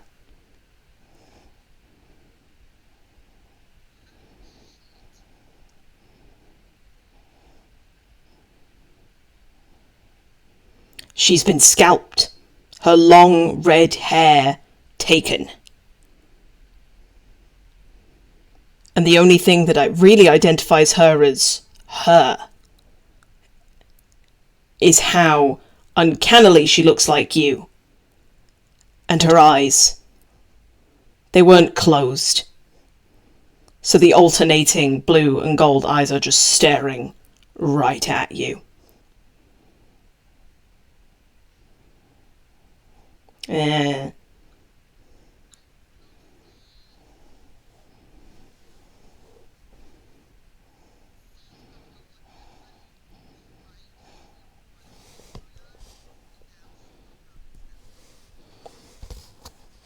And you would see Alstra. Mm-hmm.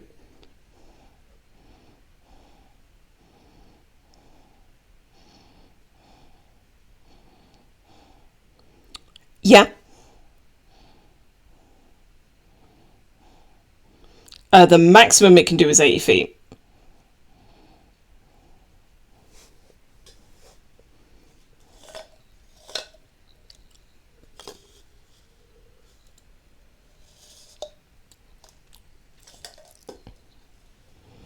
Mm-hmm. Okay.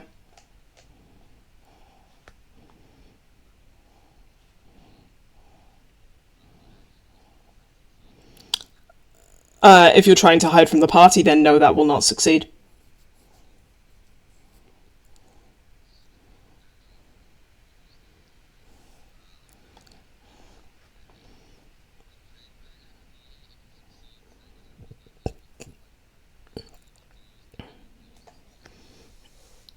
You can use lucky at any point, but the D8 is you looking at me being like, does it fail? And me saying, yes, it fails, you can add your D8.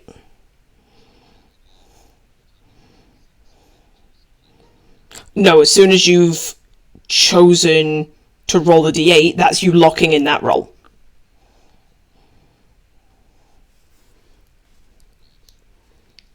Okay, that now succeeds.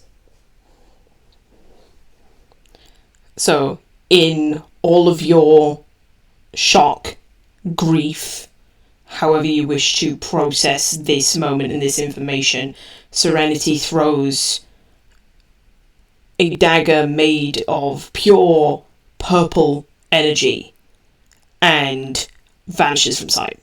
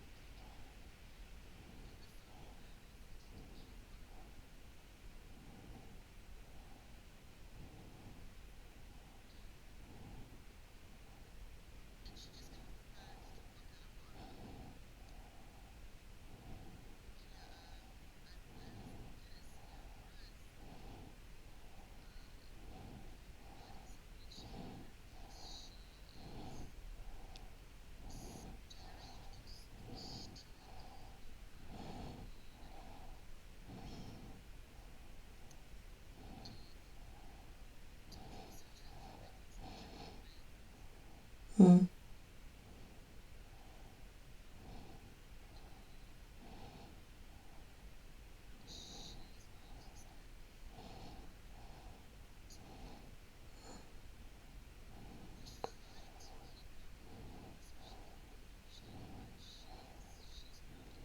Mm. Knowing, jumping, yeah, jumping in before you come in, Sonder, I would say, knowing Aurora the way that I do, I would say that one intrusive but also comforting thought that flashes across your mind as you're having essentially a breakdown is that at least the dress that she's wearing looks beautiful. Because it was well made. It was white cotton with overlays of... They'd essentially layered up bits of white material to almost have like a doily effect.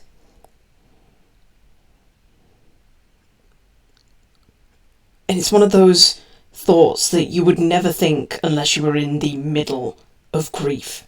But it's just a small flash in front of your mind.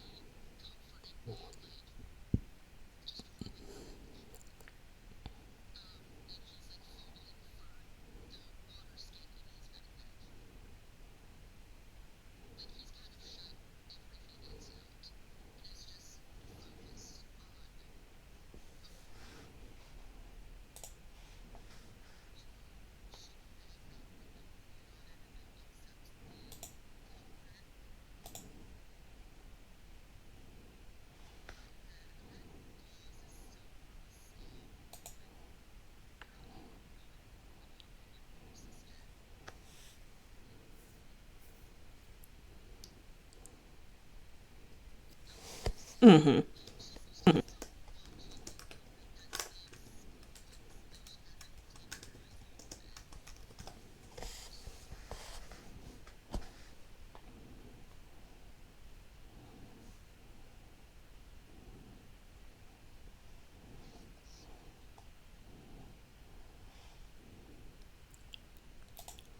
Okay.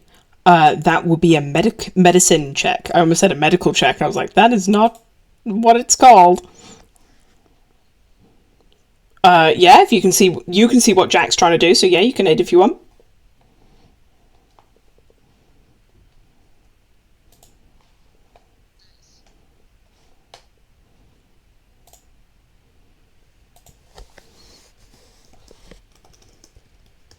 Okay.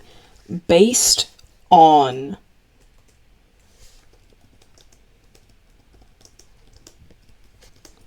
As I very quickly reply to this message, give me 2 seconds.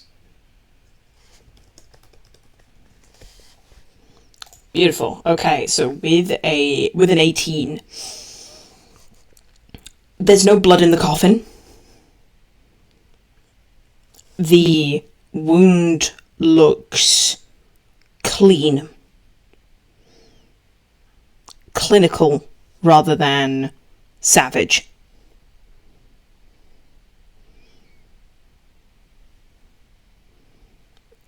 The head has also been cut off in a way that leaves her neck intact.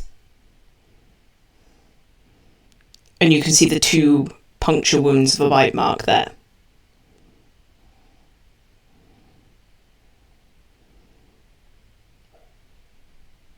But she isn't rotting in any way.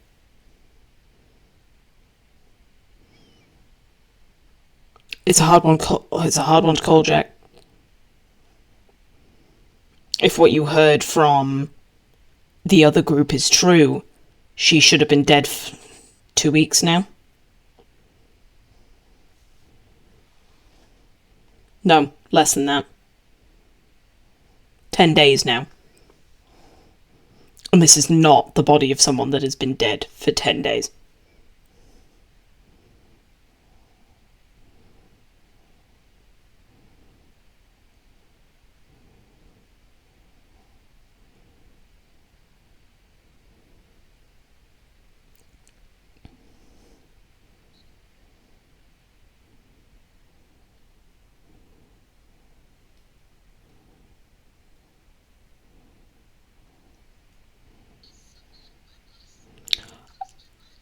Yeah. Because he came out with you to be like, what's going on? Admittedly, he didn't come up with you to the coffin. He sensed that this was a private moment, and his thoughts were completely right as he sees you all breaking down around this wooden box.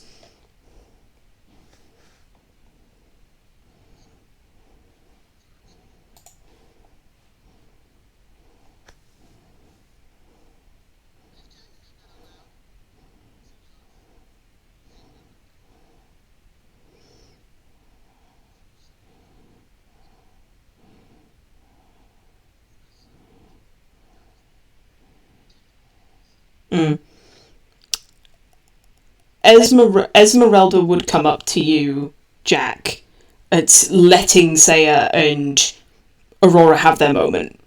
She can see that they're still in the midst of it, so Esmeralda doesn't even try to pick them up off the floor, but she will put a hand on your shoulder, Jack, and just give you a really subtle head shake.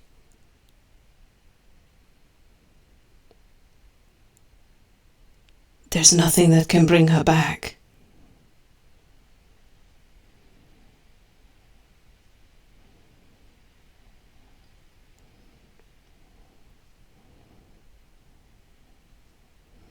He can raise the living. Was she living?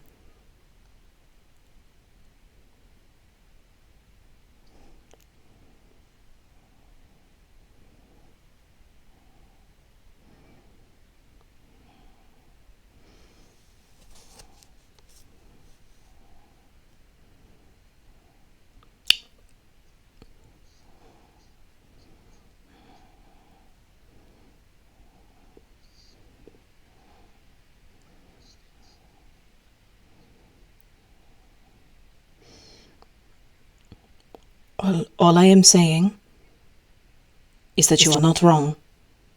But from my experience and my expertise, resurrection magic is not going to work if she died after turning. And she puts emphasis on the word, turning. Like, she's not outright saying what you all now know to be true to try and be sensitive. But she's making it very clear.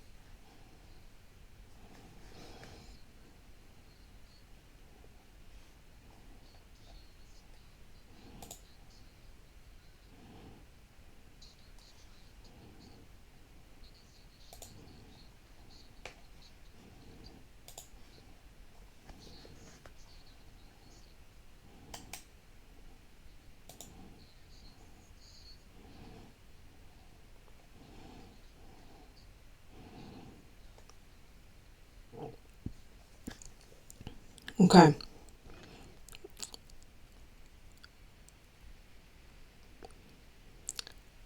Is there anything in particular that you're doing, Saya?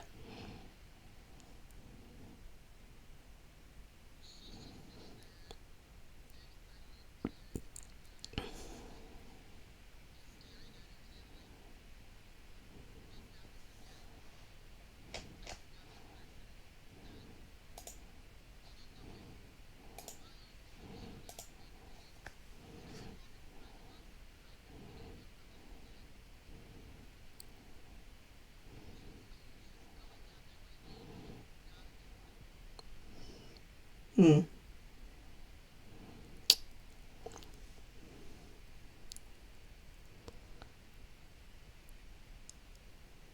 Yeah, okay.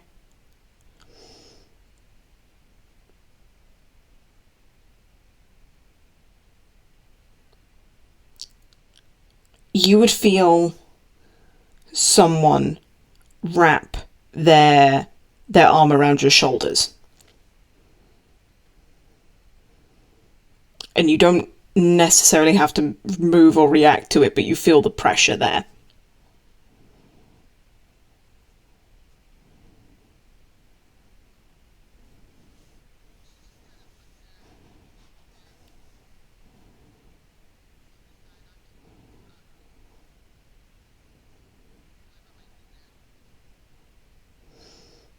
How are you sat? Like, describe your body posture to me.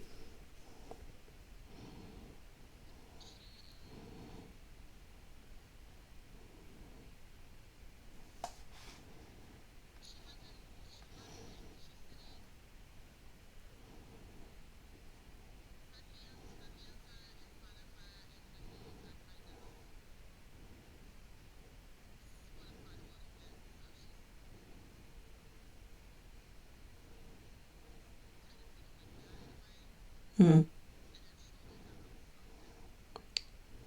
Okay. Because you've made that natural cradle with your knees, you then feel another arm, like, slip under your thighs, essentially. And they begin to lift.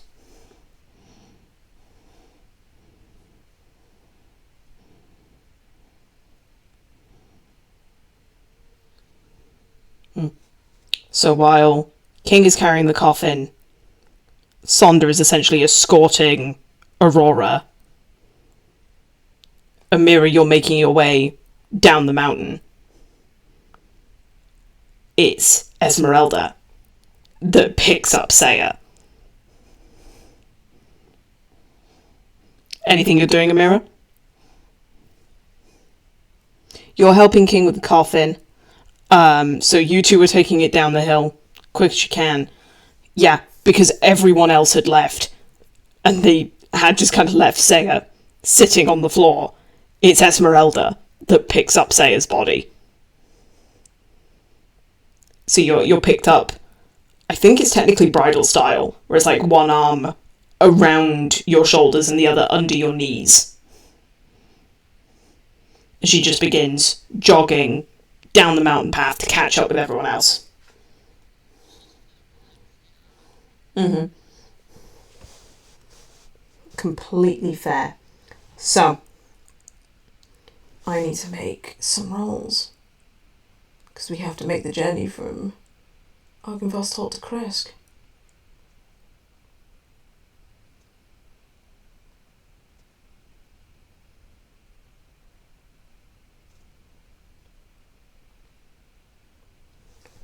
Okay.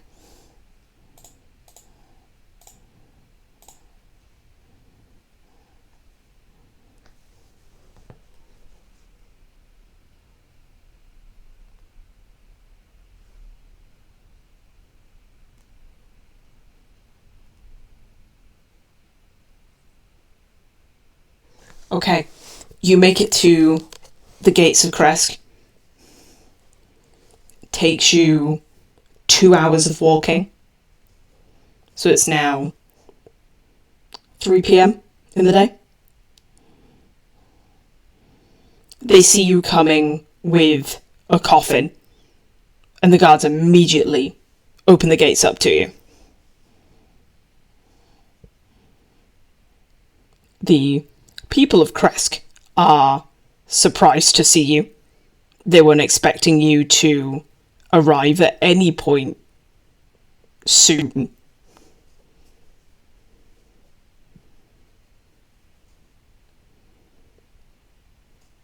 What do you do? The floor is yours.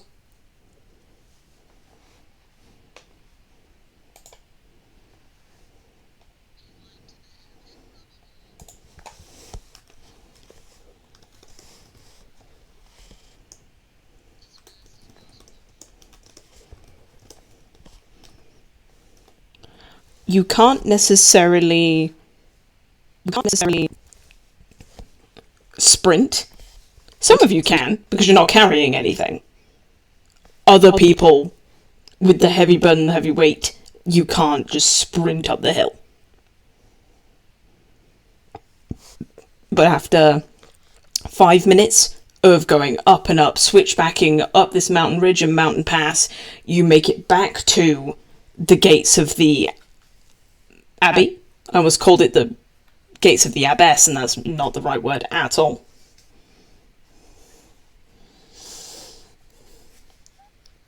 So, you make it to the gates. You're not being subtle. Those two same guards that were there before are still there on guard duty. This time, you don't surprise them on your way up, as they were very aware of you coming. They heard you stomping up the mountain pass. They don't immediately open the gate for you, though.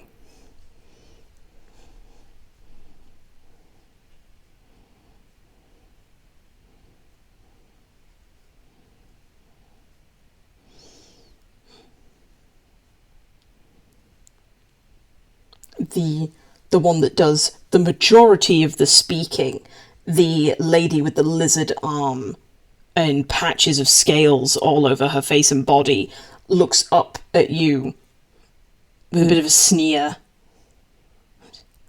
And what can we do for you this afternoon?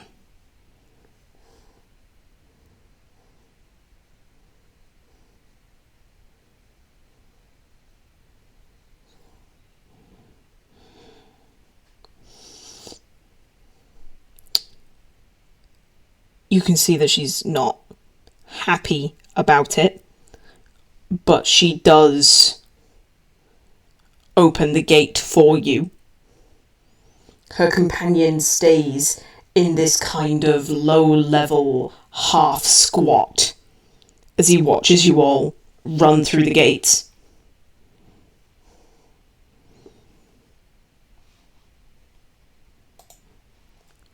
They lead you through into that same courtyard area.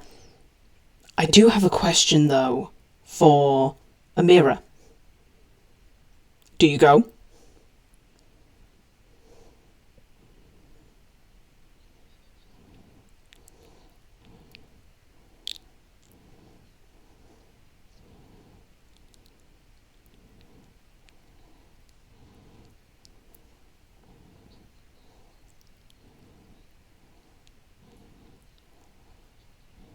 Mm-hmm.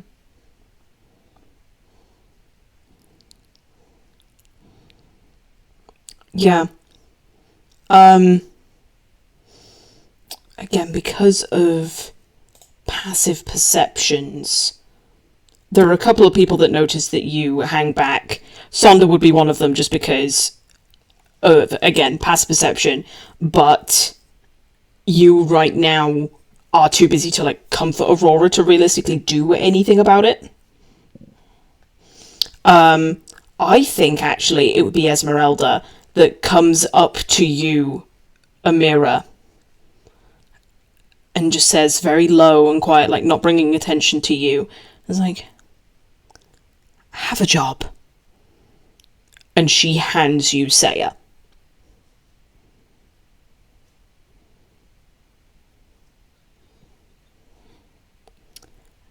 And she goes to the other side of you so that she's not whispering in your ear that the same side as Saya's head would be, if that makes sense. Does that description make sense?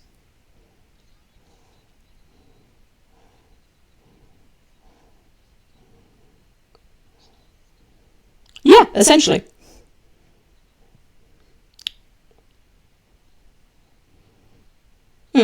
Because... Yeah. Because I think that's kind of the thing of, if Saya has been in the same catatonic state for 2 hours, she's not snapping out of that anytime soon. So, Esmeralda will put herself so that essentially the lineup would go, it'd be Esmeralda's face, Amira's face, Saya's face. She's made sure that she is on the opposite side of Saya. And just whispers in your ear, Amira, if you are worried about drawing attention to yourself, make it look like you're busy. Even if she is a sack of potatoes right now.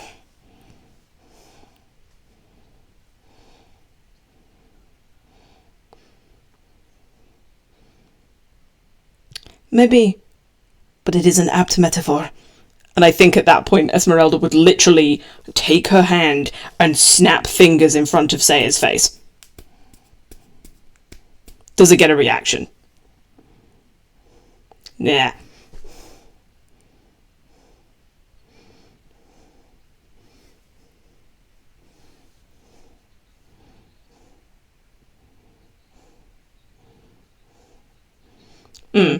Yeah, so when the abbot comes out, he's looking at the back of you.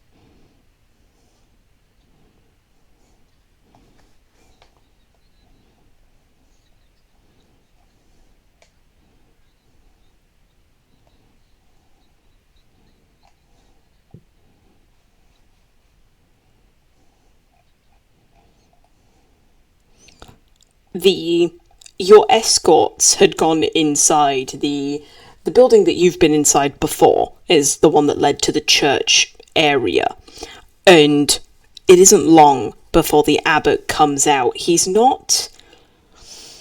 it's not necessarily rushing.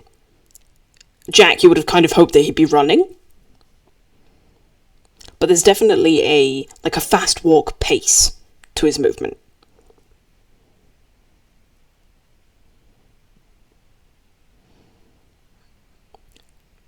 You can tell that, across his entire face there's this questioning air until he sees the coffin.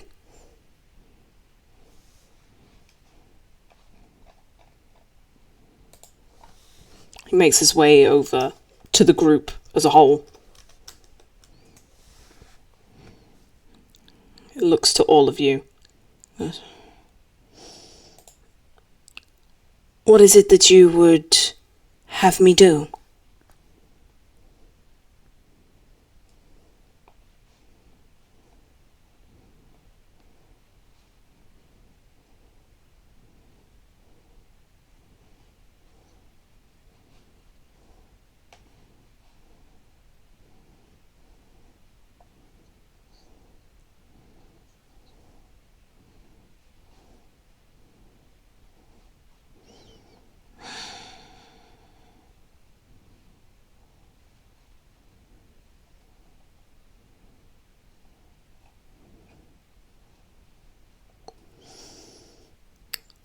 I can certainly try.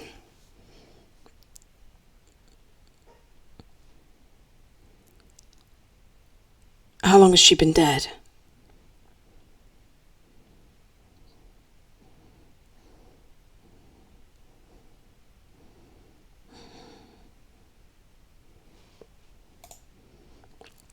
Alright then, well, I'll need you to open the casket.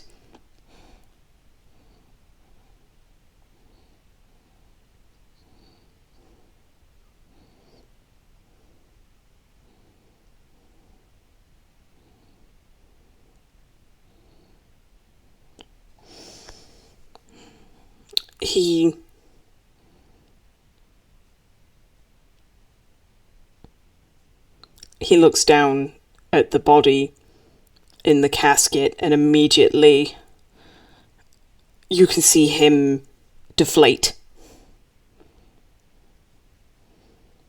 I am unable to help you.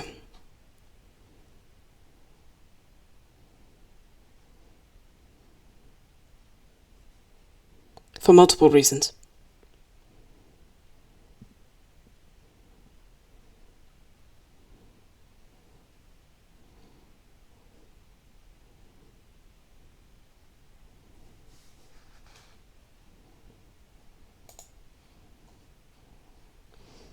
Oh, well, for the first, the spell that I have access to, yes, brings people back, but the spell closes mortal wounds. It doesn't restore missing body parts, and gestures to the beheaded head.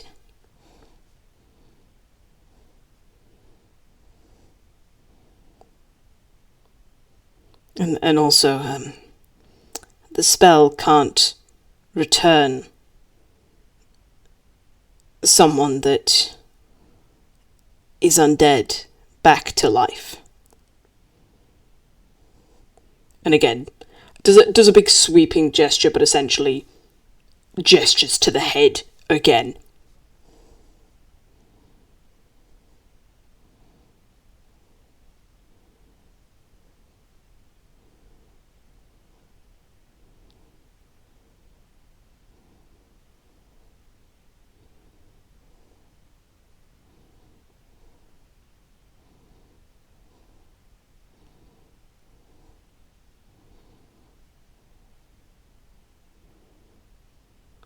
Even if you could be sure that this girl was not undead when she died,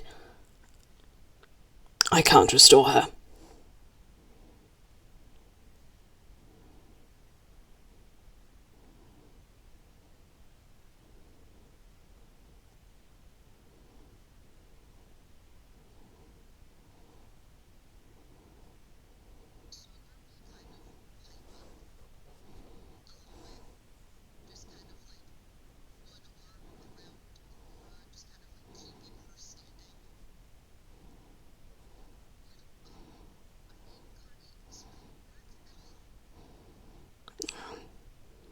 That's out of my area of expertise. You would know better than I.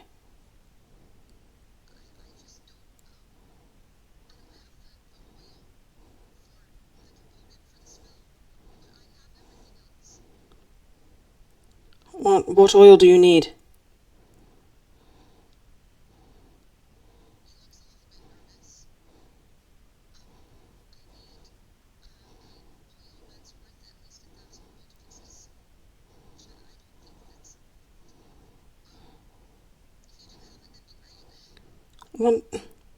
What makes an oil worth that much? Is it just a quantity?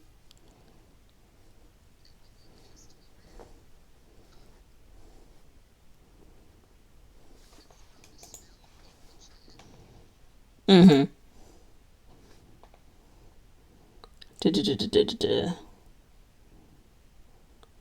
Rare oils and unions worth at least 1,000 gold, which the spell consumes. Okay. You can see the abbot nodding. Goes.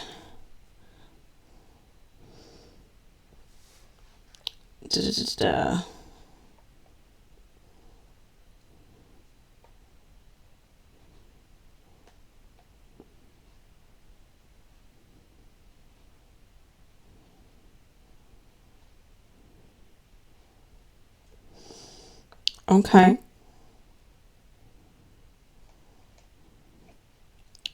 In terms of rules,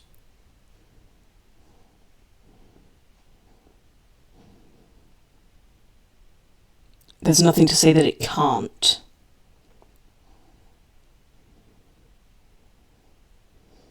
And the abbot looks to you and goes, I'm able to apply, or acquire, should I say, the oils that you need. But then that would mean that we would need to settle a debt.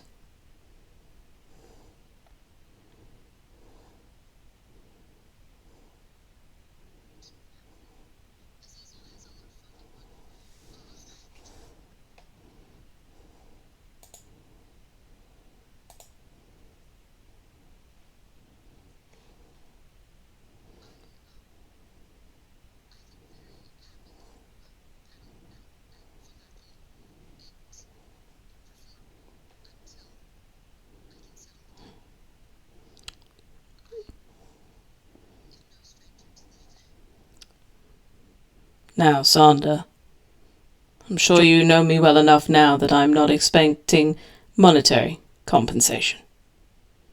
But that is something that we can agree upon at a different time. I have a feeling that this is pressing. And he goes back into the church. And comes back. He's gone for about, I'm going to say 10 minutes. So that if there is anything that you all wish to do during that 10 minutes, you can do.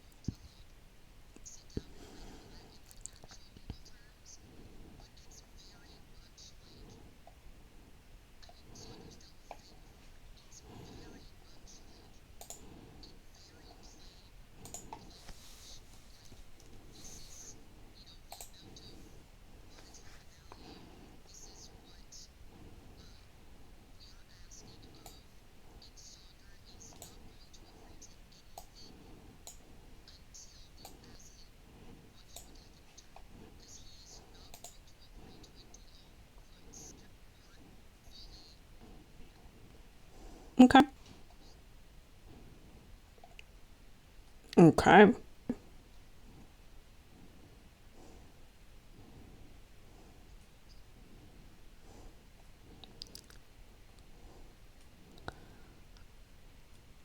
If I remember correctly, mending doesn't work on living tissue.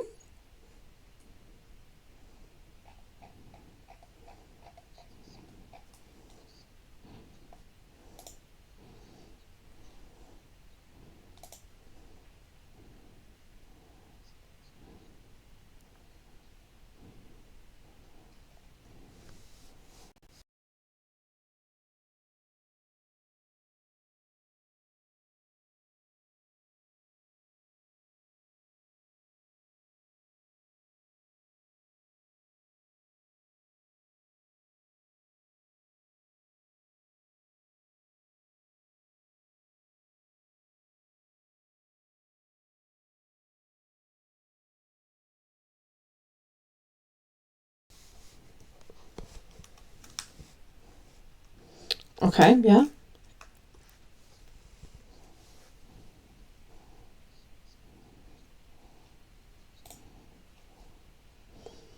Okay, yeah.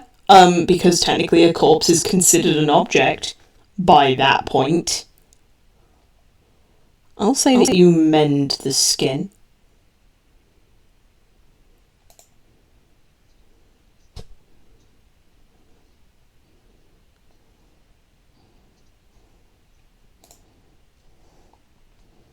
Mm-hmm.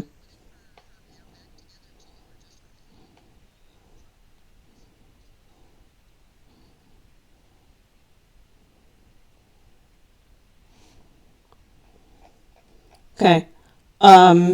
You're able to reknit the skin around her neck, and you're able to, I'll say, draw the skin back together on her scalp, but it is very clear that you've essentially given Austra a facelift, because all mending did was bring the skin back together.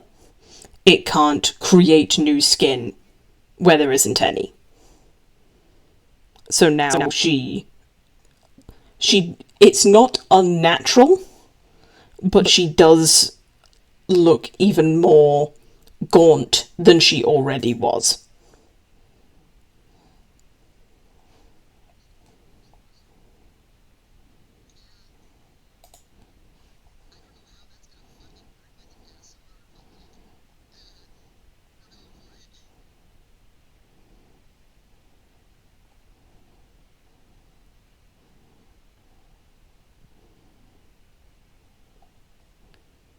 Okay. Is there anything else that's happening while the abbot is gone?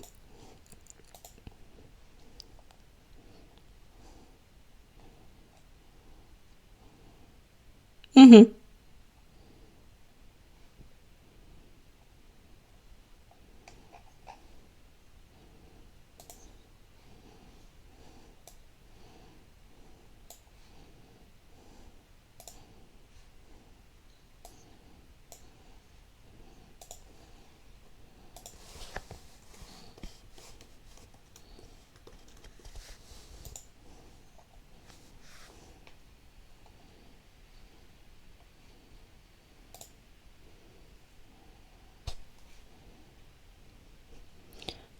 Knowing the abbot, his price is going to be getting his bride to Strahd.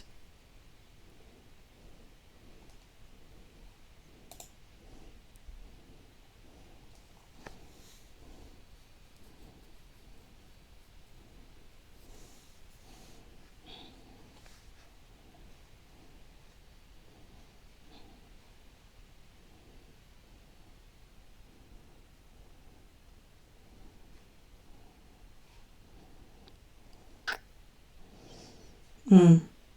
And you can see her nodding.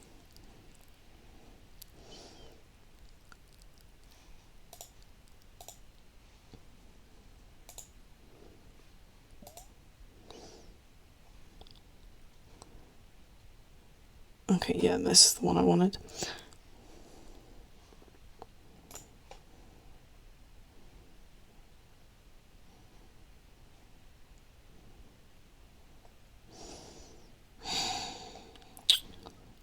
The abbot comes back out, and he's holding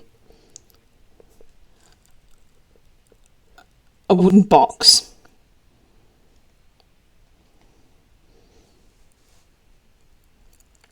And he holds it out for you, Saunders, so that you can look inside. And in there are multiple vials of oil. In each of them seems to be floating something. Whether it be sediment or there's almost like a chunk of something bobbing like a cork. There's also incense that even you looking at them, you're like, okay, they are rare. Like, these are rare herbs. And he holds the box out to you.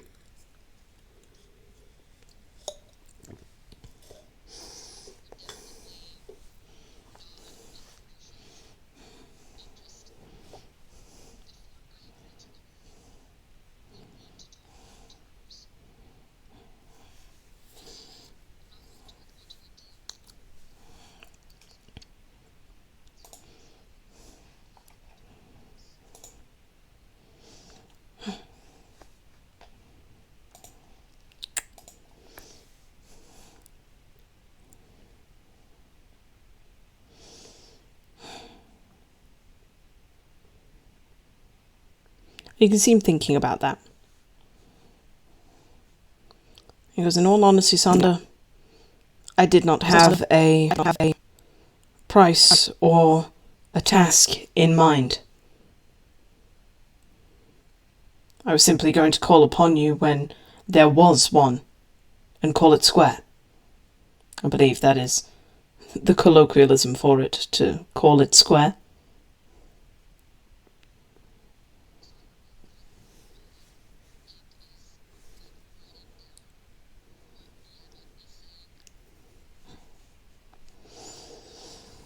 But that is all I have. And he nods down to the box. So that, if anything, gives you a price. As you will only be able to do this once.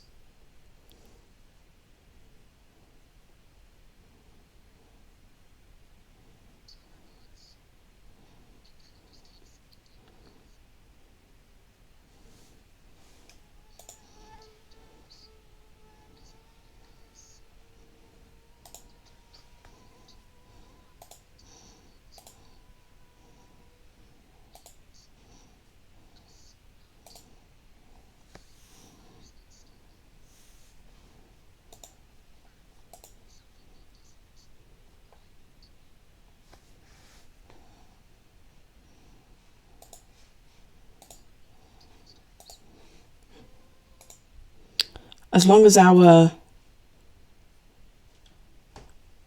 agreement, stays the same,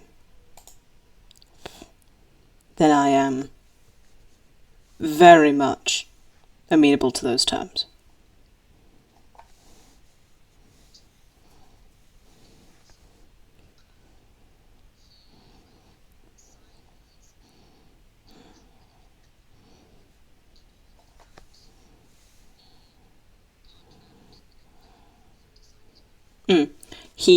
He does actually come round so that you can see him write his name. And he adds a small, it's almost like a counter clause at the bottom. Nothing intensive, but it does say that if the party do anything to threaten or destabilize the abbey or the abbot, then this contract becomes null and void.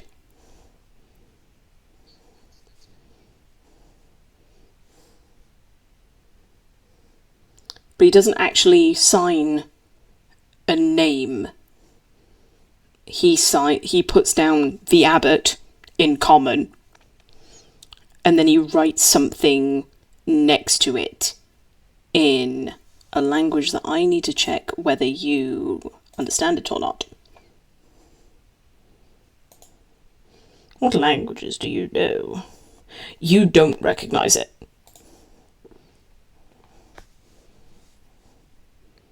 So the abbot is in common, and then he writes something else after it.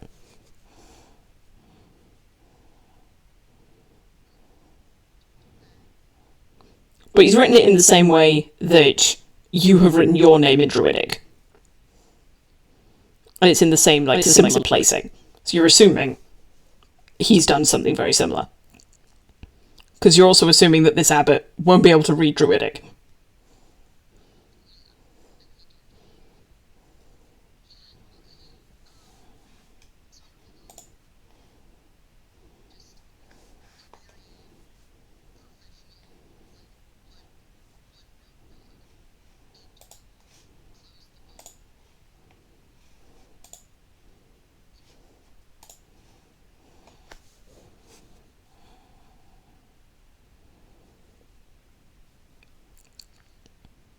Feel free to either cast your spell here, or to move back down into the village.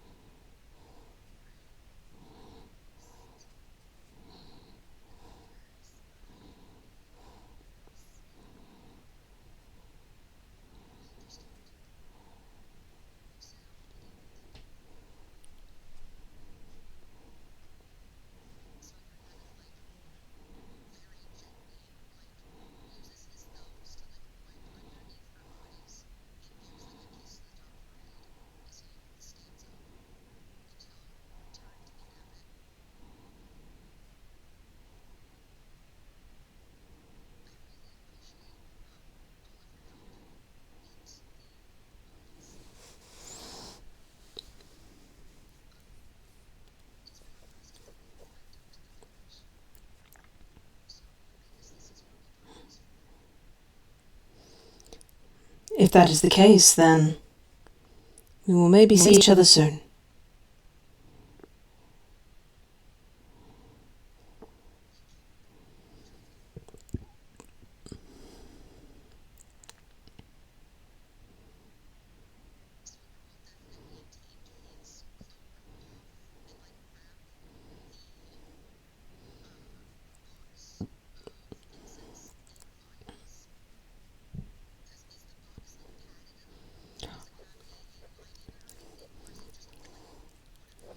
It does have a semi-cushioned lining, but it is still a very fragile box.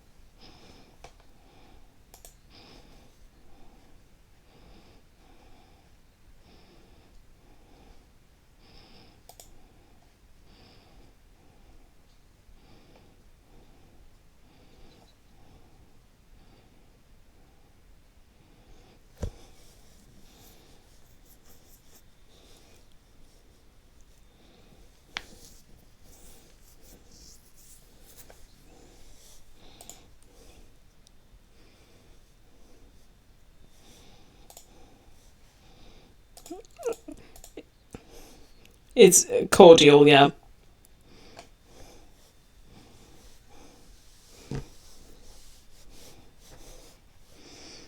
Okay. So, what we will do is, because I'm aware of the time,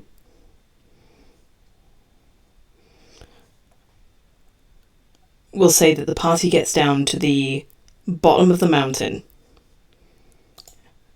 And I'm assuming you're going to set up in one of the glades rather than going back to any of the cottages.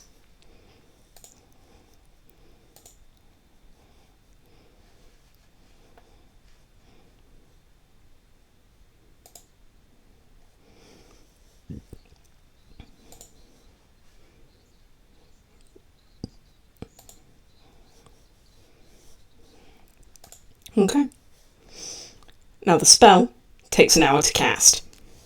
So it's going to be Sonder concentrating on that for an hour. At the beginning of next session, I'll be asking everyone what they want to be doing during this hour.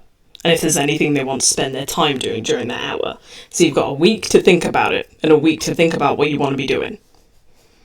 But for now, we're going to end the session there. Thank you everyone so much for listening. We are 20 Sides of Failure. We are here every Friday, 7 PM EST. Or if you are in a different time zone and don't want to stay up that late, because trust me, I don't half the time, then you can catch us on YouTube I try to make it every Tuesday, unless I forget.